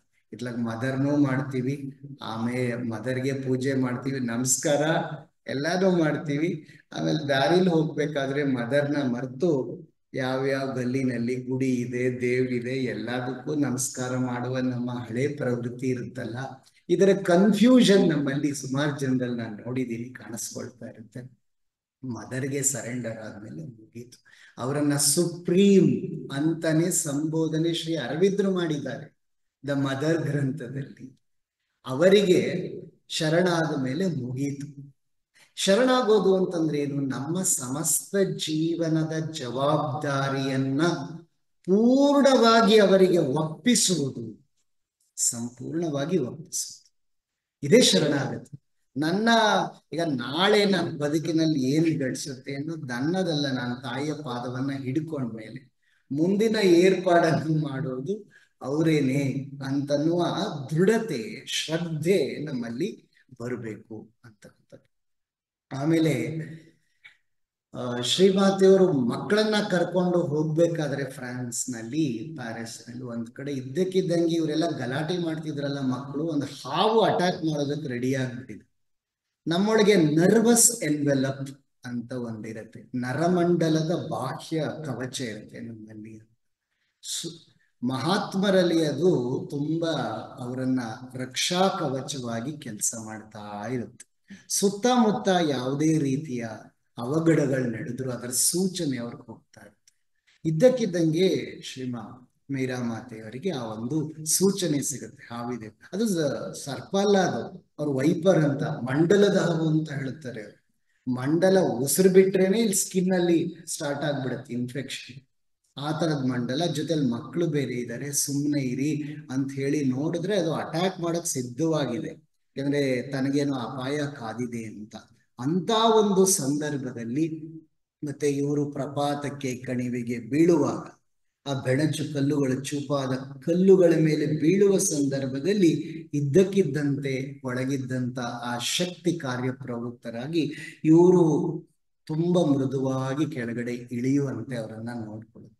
ಅಂದ್ರೆ ಬಾಲ್ಯದಿಂದಲೇ ಇವರು ಆ ದೈವಿ ಕವಚದಿಂದ ರಕ್ಷಿತರಾಗಿದ್ದರು ಅಂತ ವಿಚಾರ ನಮ್ಗೆ ತಿಳಿದು ಬರುತ್ತೆ. ಅದೃಶ್ಯವಾದಂತಹ ಅಗೋಚರವಾದಂತಹ ಶಕ್ತಿಯೊಂದು ಈ ಜಗತ್ತನ್ನ ಚಾಲಿಸ್ತಾ ಇದೆ. ನಾವು ಅದಕ್ಕೆ ಅಧೀನ, ಅದರ ಜೊತೆ ಸಂಪರ್ಕದಲ್ಲಿರ್ಬೇಕು ಅಂತ 3-4-5 ವರ್ಷದ ಬಾಲಕಿ ಯೋಚನೆ ಮಾಡುವುದು ಅಂದ್ರೆ ಅದು ಅಸಾಧಾರಣವಾದಂತಹ ಒಂದು ಸಂಗತಿ. ಅದು ಮನೆಯಲ್ಲೂ ಅಷ್ಟೇ ಪುಟ್ಟ ಕುರ್ಚಿಯ ಮೇಲೆ ಕುಳಿತು ಯಾವಾಗಲೂ ಯೋಚನೆ ಗಂಭೀರವಾಗಿ. ಅಮ್ಮ ಕೇಳೋದು, ಏನ್ ಯೋಚನೆ ಮಾಡ್ತಾ ಇದೀಯ? ಒಳ್ಳೆ ಆಕಾಶವೇ ನಿನ್ ತಲೆ ಮೇಲೆ ಬಿದ್ದೋರಂಗ್ ಯೋಚನೆ ಮಾಡ್ತಾ ಇದೀಯಲ್ಲ ಅಂತ. ಏನ್ ಇಡೀ ಭೂಮಿಯಲ್ಲಿ ಇರೋರ ಜವಾಬ್ದಾರಿನೆಲ್ಲ ನೀನ್ ಹೊತ್ಕೊಂಡ್ಬಿಟ್ಟಿದೀಯೋ? ಹೌದು, ಅವರೆಲ್ಲರ ಜವಾಬ್ದಾರಿ ನನ್ನ ಮೇಲಿದೆ ಅಂತ ಅವ್ರು ಕೊಟ್ಟ ಉತ್ತರ ನಿಜವೇ ಆಗಿತ್ತು. ಆದ್ರೆ ಅವ್ರ ತಾಯಿಗೆ ಎಷ್ಟು ಮಟ್ಟಿಗೆ ಅರ್ಥ ಆಯ್ತೋ ಇಲ್ವೋ ಗೊತ್ತಿಲ್ಲ ಅಂತ. ಆಮೇಲೆ ಶ್ರೀಮಾತೆಯವರು ಈ ಪೇಂಟಿಂಗ್ ಅನ್ನ ಕಲಿತು ಮ್ಯೂಸಿಕ್ ಅನ್ನ ಕಲಿಯುವ ಸಂದರ್ಭದಲ್ಲಿ ಮದುವೆ ಆಗ್ತಾರೆ. ಇಲ್ಲೊಂದೆರಡು ವಿಚಾರಗಳನ್ನ ನಾವು ಚಿಂತಿಸ್ಬೇಕು. ಹೆನ್ರಿ ಮಾರಿಸೆ ಅಂತ ಒಬ್ಬ ವ್ಯಕ್ತಿ, ಆತನೂ ಕಲಾಕಾರ, ಚಿತ್ರಕಾರ. ಶ್ರೀಮಾತೆಯವರಿಗೆ ಆದರ್ಶಮಯವಾದ ಪ್ರೇಮವನ್ನ ಜೀವನದಲ್ಲಿ ಸಾಕಾರಗೊಳಿಸಬೇಕು ಅನ್ನುವ ಕನಸನ್ನ ಕಟ್ಟಿದ್ರು. ಅದರ ಪರಿಭಾವನೆಯನ್ನ ಅವ್ರು ಇಟ್ಕೊಂಡಿದ್ರು. ಅಜ್ಜಿಗೆ ಗೊತ್ತಿರ್ತಕ್ಕಂಥ, ಅವ್ರ ಅಜ್ಜಿ ಹೆಸರು ಮೀರಾ ಅಂತಾನೆ, ಅವ್ರಿಗೆ ಗೊತ್ತಿರ್ತಕ್ಕಂಥ ವ್ಯಕ್ತಿ ಅಂತ ಆ ಕಲಾಕಾರನ ಹೆನ್ರಿ ಮಾರಿಸೆಯನ್ನ ಮದುವೆ ಆಗ್ತಾರೆ. ಮದುವೆ ಆದ್ಮೇಲೆ ಸ್ಟುಡಿಯೋನಲ್ಲಿ ಹೊರಗಡೆ ಚಿತ್ರ ಬಿಡಿಸುವಾಗ ಕಲಾಕಾರರು ಅದ್ಭುತನೇ. ನಾವು ಎಲ್ಲ ನೋಡಿರ್ತೀವಿ ಇಂತಹ ಒಂದು ಉದಾಹರಣೆಗಳನ್ನ ಸಿನಿಮಾ ರಂಗದಲ್ಲಿ, ಕಲಾ ರಂಗದಲ್ಲಿ ನೋಡ್ತೀವಿ. ಕಲೆಯೆಲ್ಲ ಅವರು ಅದ್ಭುತವೇ, ಆದ್ರೆ ಚಿತ್ರಕಲೆ ಬಿಡಿಸುವಾಗ, ಆದ್ರೆ ನಿತ್ಯ ಜೀವನದಲ್ಲಿ ಬೇರೆ ಬೇರೆ ಸಂದರ್ಭಗಳಲ್ಲಿ ಅವರು ಸಾಮಾನ್ಯರಿಗಿಂತ ಅತಿ ಕೀಳಾಗಿ ಸಾಮಾನ್ಯರಂತೆ ವರ್ತಿಸ್ತಾರೆ ಅಂತ ಶ್ರೀಮಾತೆಯವರು ಹೇಳ್ತಾರೆ. ಇದು ಬಹುಶಃ ಸೂಚನೆ. ಅಂದ್ರೆ ತಮ್ಮ ಮೊದಲ ವೈವಾಹಿಕ ಜೀವನದ ವಿಚಾರವನ್ನ ಕುರಿತು ಅದು ಮುಂದುವರಿಯೋದಿಲ್ಲ. ಅಂದ್ರೆ ಮಗ ಆಗ್ತಾನೆ ಶ್ರೀಮಾತೆಯವರಿಗೆ, ಆಮೇಲೆ ನಂತರದಲ್ಲಿ ಆ ಒಂದು ದಾಂಪತ್ಯ ಜೀವನ ಮುಂದುವರಿಸಲಿಕ್ಕೆ ಆಗೋದಿಲ್ಲ. ಅದರ ಬಗ್ಗೆ ಇನ್ನೇನು ಹೆಚ್ಚಿನ ವಿವರಗಳು ನಮಗೆ ತಿಳಿದು ಬರುವುದಿಲ್ಲ. ಆದ್ರೆ ಅಂದ್ರೆ ಮಾತ್ರ ಹೆನ್ರಿ ಮಾರಿಸೆಯ ಸಿಸ್ಟರ್ ಮನೆಯಲ್ಲಿ, ಅತ್ತೆ ಮನೆಯಲ್ಲಿ ಬೆಳೀತಾ ಇರ್ತಾನೆ. ಭಾನುವಾರ ಬಂದು ಅಮ್ಮನ ಕೈಯಲ್ಲಿ ಊಟ ತಿಂಡಿ ಎಲ್ಲ ಮಾಡ್ತಾ ಬೆಳೀತಾ ಇರ್ತಾನೆ ಅಂತ ನೋಡಿ. ಈ ಸಂದರ್ಭದಲ್ಲಿಯೇ ಶ್ರೀಮಾತೆಯವರು ಇಷ್ಟೆಲ್ಲ ತಿಳ್ಕೋಬೇಕಲ್ಲ, ಅವರಿಗೆ ನಮ್ಗೆ ಇವತ್ತು ಇಷ್ಟೆಲ್ಲ ಅದ್ಭುತವಾದ ಕೃತಿಗಳು, ನಾವೀಗ ಶ್ರೀಮಾತೆಯವ್ರನ್ನ ಅಧ್ಯಯನ ಮಾಡಿದ್ರೆ, ಅವ್ರ ಸಂಪೂರ್ಣ ಕೃತಿ ಶ್ರೇಣಿಯನ್ನ, ಶ್ರೀ ಅರವಿಂದರ ಕೃತಿ ಶ್ರೇಣಿಯನ್ನ ಅಧ್ಯಯನ ಮಾಡಿದ್ರೆ, ಪ್ರಶ್ನೋತ್ತರಗಳನ್ನ ಅಧ್ಯಯನ ಮಾಡಿದ್ರೆ ನಮ್ಮ ಜೀವನದ ಅಂಗುಲವನ್ನು ತಿಳ್ಕೋಬಹುದು. ನಾವೀಗ ಅಜ್ಞಾನದಲ್ಲಿ, ಗೊಂದಲದಲ್ಲಿ ಬದುಕಬೇಕಾದ ಅವಶ್ಯಕತೆ ಇಲ್ಲ ಭೂಮಿ ಮೇಲೆ ಮನುಷ್ಯರಿಗೆ. ಆ ಕೊರತೆಯನ್ನ ನೀಗಿಸಿ ಬಿಟ್ಟಿದ್ದಾರೆ ಶ್ರೀಮಾತಾರವಿಂದರು. ಇಡೀ ಮನುಕುಲಕ್ಕೆ ಯಾರು ಬೇಕಾದ್ರೂ ಅದನ್ನ ಎತ್ತಿ ಓದಬಹುದು ನಮ್ಮ ಜೀವನ. ಈಗ ನಮಗೆ ಸೈಕಿಕ್ ಬೀಯಿಂಗ್, ಚೈತ್ಯ ಪುರುಷ, ನಿಜವಾದ ನಾನು ಯಾರು ಈ ದೇಹದೊಳಗೆ, ಮನಸ್ಸೇ, ಪ್ರಾಣವೇ, ಇಂದ್ರಿಯಗಳೇ, ಇದರ ಹಿಂದೆ ನಾನಿದ್ದೀನಿ, ಅದು ಯಾತಕ್ ಬಂದಿದೆ ಈ ದೇಹಕ್ಕೆ, ಇಷ್ಟು ವಿಚಾರಗಳು ಸ್ಪಷ್ಟವಾಗಿ ತಿಳಿದ್ರೆ ನಾವು ಮಾಮೂಲಿನ ಜೀವನ ಮಾಡಕ್ಕಾಗುತ್ತಾ? ಅಲ್ಲೇ ಪರಿವರ್ತನೆಯ ಹಾದಿ ನಮಗೆ ಸಿಕ್ಕೋಗ್ಬಿಡುತ್ತೆ. ಹಾಗೆ ಯಾವ್ಯಾವ ವಿಚಾರದಲ್ಲಿ ಗೊಂದಲ ಇತ್ತು ಆ ವಿಚಾರಗಳನ್ನೆಲ್ಲ ಅವ್ರು ಪರಿಹರಿಸಿದ್ರು. ಆದ್ರೆ ಅವರೇ ಆ ದಾರಿಯನ್ನ ತುಳಿಯಬೇಕಾದಾಗ ಎಷ್ಟು ಕಷ್ಟ ಇತ್ತು ಅಂತ ಶ್ರೀಮಾತೆಯವರು ಸೂಚಿಸ್ತಾರೆ. ಸ್ವಾಮಿ ವಿವೇಕಾನಂದರ ರಾಜಯೋಗ ಪುಸ್ತಕ ಸಿಕ್ತಂತವ್ರಿಗೆ ಅಲ್ಲಿ ಫ್ರಾನ್ಸ್ ನಲ್ಲಿ, ಎಷ್ಟು ಸಂತೋಷ ಪಟ್ಟೆ ಅದನ್ನು ಓದಿ ಅಂತ ಹೇಳ್ತಾರೆ. ಅದೇ ಸಂದರ್ಭದಲ್ಲಿ ಜ್ಞಾನೇಂದ್ರನಾಥ್ ಅಂತ ಒಬ್ಬರು ಮ್ಯಾಥಮೆಟಿಕ್ಸ್ ಪ್ರೊಫೆಸರ್, ಅವ್ರ ಫ್ರೆಂಚ್ ಅನುವಾದದಲ್ಲಿದ್ದ ಭಗವದ್ಗೀತೆಯನ್ನ ಓದಿ ಅಂತ ಕೊಡ್ತಾರೆ ಅವರಿಗೆ. ಭಗವದ್ಗೀತೆಯನ್ನ ಫ್ರೆಂಚ್ ಟ್ರಾನ್ಸ್ಲೇಷನ್ ಅಲ್ಲಿ ಓದ್ತಾರೆ. ಆದ್ರೆ ಅದೇನು ತುಂಬಾ ಉತ್ತಮವಾದ ಅನುವಾದ ಆಗಿರೋಲ್ಲ. ಆದ್ರೆ ಅವರೊಂದು ಸೂಚನೆ ಕೊಡ್ತಾರೆ, ಇಲ್ಲಿ ಎಲ್ಲೆಲ್ಲಿ ಡಿವೈನ್ ಬರುತ್ತೋ ಇಮ್ಯಾನೆಂಟ್ ಡಿವೈನ್ ಅದೆಲ್ಲವೂ ಶ್ರೀಕೃಷ್ಣ ಅಂತ ಭಾವಿಸಿ ಅಂತ ಭಾವಿಸ್ತಾರೆ. ಅವರು ಭಾವಿಸಿದ್ ಮಾತ್ರ ಅಲ್ಲ, ಕನ್ನಡದಲ್ಲಿ ಅಂತರ್ಯಾಮಿ ಅಂತ ಕರೀತಾರೆ ಇಮ್ಯಾನೆಂಟ್ ಡಿವೈನ್ಗೆ. ಅಂತರಾತ್ಮ ಬೇರೆ, ಅಂತರ್ಯಾಮಿ ಬೇರೆ. ಅಂತರಾತ್ಮ ಅಂದ್ರೆ ಚೈತ್ಯ ಪುರುಷ, ವ್ಯಷ್ಟಿ ಪುರುಷ, ಇಂಡಿವಿಜುವಲೈಸ್ಡ್ ಸೋಲ್. ಅಂತರ್ಯಾಮಿ ಅಂದ್ರೆ ನಮ್ಮ ಒಳಗಡೆ ಇರ್ತಕ್ಕಂಥ ಏಕಮೇವ ದೇವ, ಅವನೇ ಇದ್ದಾನೆ. ಭಗವದ್ಗೀತೆಯಲ್ಲಿ ಈಶ್ವರ ಸರ್ವಭೂತಾನಾಂ ಹೃದ್ದೇಶೇರ್ಜುನ ತಿಷ್ಠತಿ ಅಂತ ಬರುತ್ತಲ್ಲ, ಈಶ್ವರನ ಸನ್ನಿಧಿ, ಇಮ್ಯಾನೆಂಟ್ ಡಿವೈನ್. ಅದು ಶ್ರೀ ಅರವಿಂದರು ಇದನ್ನ ಸ್ಪಷ್ಟಪಡಿಸ್ತಾರೆ. Psychic being and immanent divine are not two different things ಅಂತ. ಚೈತ್ಯ ಪುರುಷ ಅದರ ಆಶ್ರಯದಲ್ಲಿ ಇರ್ತಕ್ಕಂಥದ್ದು ಚೈತ್ಯ ಪುರುಷ. ಇದನ್ನ ಅರ್ಥಕೊಳ್ತಾರೆ ಶ್ರೀಮಾತೆಯವರು. ಅದರ ಸಾಕ್ಷಾತ್ಕಾರವನ್ನ ಅತಿ ಶೀಘ್ರದಲ್ಲಿ ಮಾಡ್ತಾರೆ. ಮಹಾತ್ಮರ ಜೀವನದಲ್ಲಿ ನಾವು ಕಾಣೋದೇನಪ್ಪ ಅಂದ್ರೆ, ಅವರ ಕಾರ್ಯ ಇಷ್ಟು ಅವಧಿಯಲ್ಲಿ ಎಲ್ಲ ಮುಗಿಬೇಕಲ್ಲ ಅವ್ರು ಬಂದಿದ್ದು ಬೇಗ ಬೇಗ. ನಮಗೆ ಅದನ್ನು ಓದಿ ನಾವೇ ಅದಾಗಿದ್ರು ಇನ್ನೂ ಪ್ರಶ್ನೆಯನ್ನ ಎತ್ತುತ್ತಾ ಇರ್ತೀವಿ. ಸೈಕಿಕ್ ಬೀಯಿಂಗ್ ಅನ್ನೋದು ಸ್ವಲ್ಪ ತೊಡಕಾಗಿದೆಯಲ್ಲ, ಏನಿದು ಸೈಕಿಕ್ ಬೀಯಿಂಗು ಅಂತ ಎಲ್ಲಾ ಕಡೆ ಆ ಕನ್ಫ್ಯೂಷನ್ ಅಲ್ಲೇ ನಾವಿರ್ತೀವಿ. ನನ್ನಿಂದ ಏನೋ ಹೊರತಾದದ್ದು ಅದು ಅಂತ ಪ್ರಶ್ನೆಯನ್ನ ಕೇಳ್ತಾ ಇದ್ದೀವಿ. ಶ್ರೀಮಾತೆಯವರು ಹೇಳ್ತಾ ಇದ್ದಾರೆ, ಶ್ರೀ ಅರವಿಂದರು ಹೇಳ್ತಾ ಇದ್ದಾರೆ, ನೀನೇ ಸೈಕಿಕ್ ಬೀಯಿಂಗ್ ಅಂತ. ಚೈತ್ಯ ಪುರುಷ ಅಂದ್ರೆ ನೀನೇ, ವಿಕಾಸವಾಗ್ತಾ ಇರುವ ನೀನನ್ನ ಸೈಕಿಕ್ ಬೀಯಿಂಗ್ ಅಂತ ಕರೀತಾರೆ. ಹೀಗೆ ಶ್ರೀಮದ್ ಭಗವದ್ಗೀತೆ ರಾಜಯೋಗ ಎಲ್ಲ ಆಗುತ್ತೆ. ಆಮೇಲೆ ಆ ಸಂದರ್ಭದಲ್ಲಿ ಬೇಗ ಬೇಗ ಮುಂದೆ ಹೋಗೋಣ. Lord of Nations.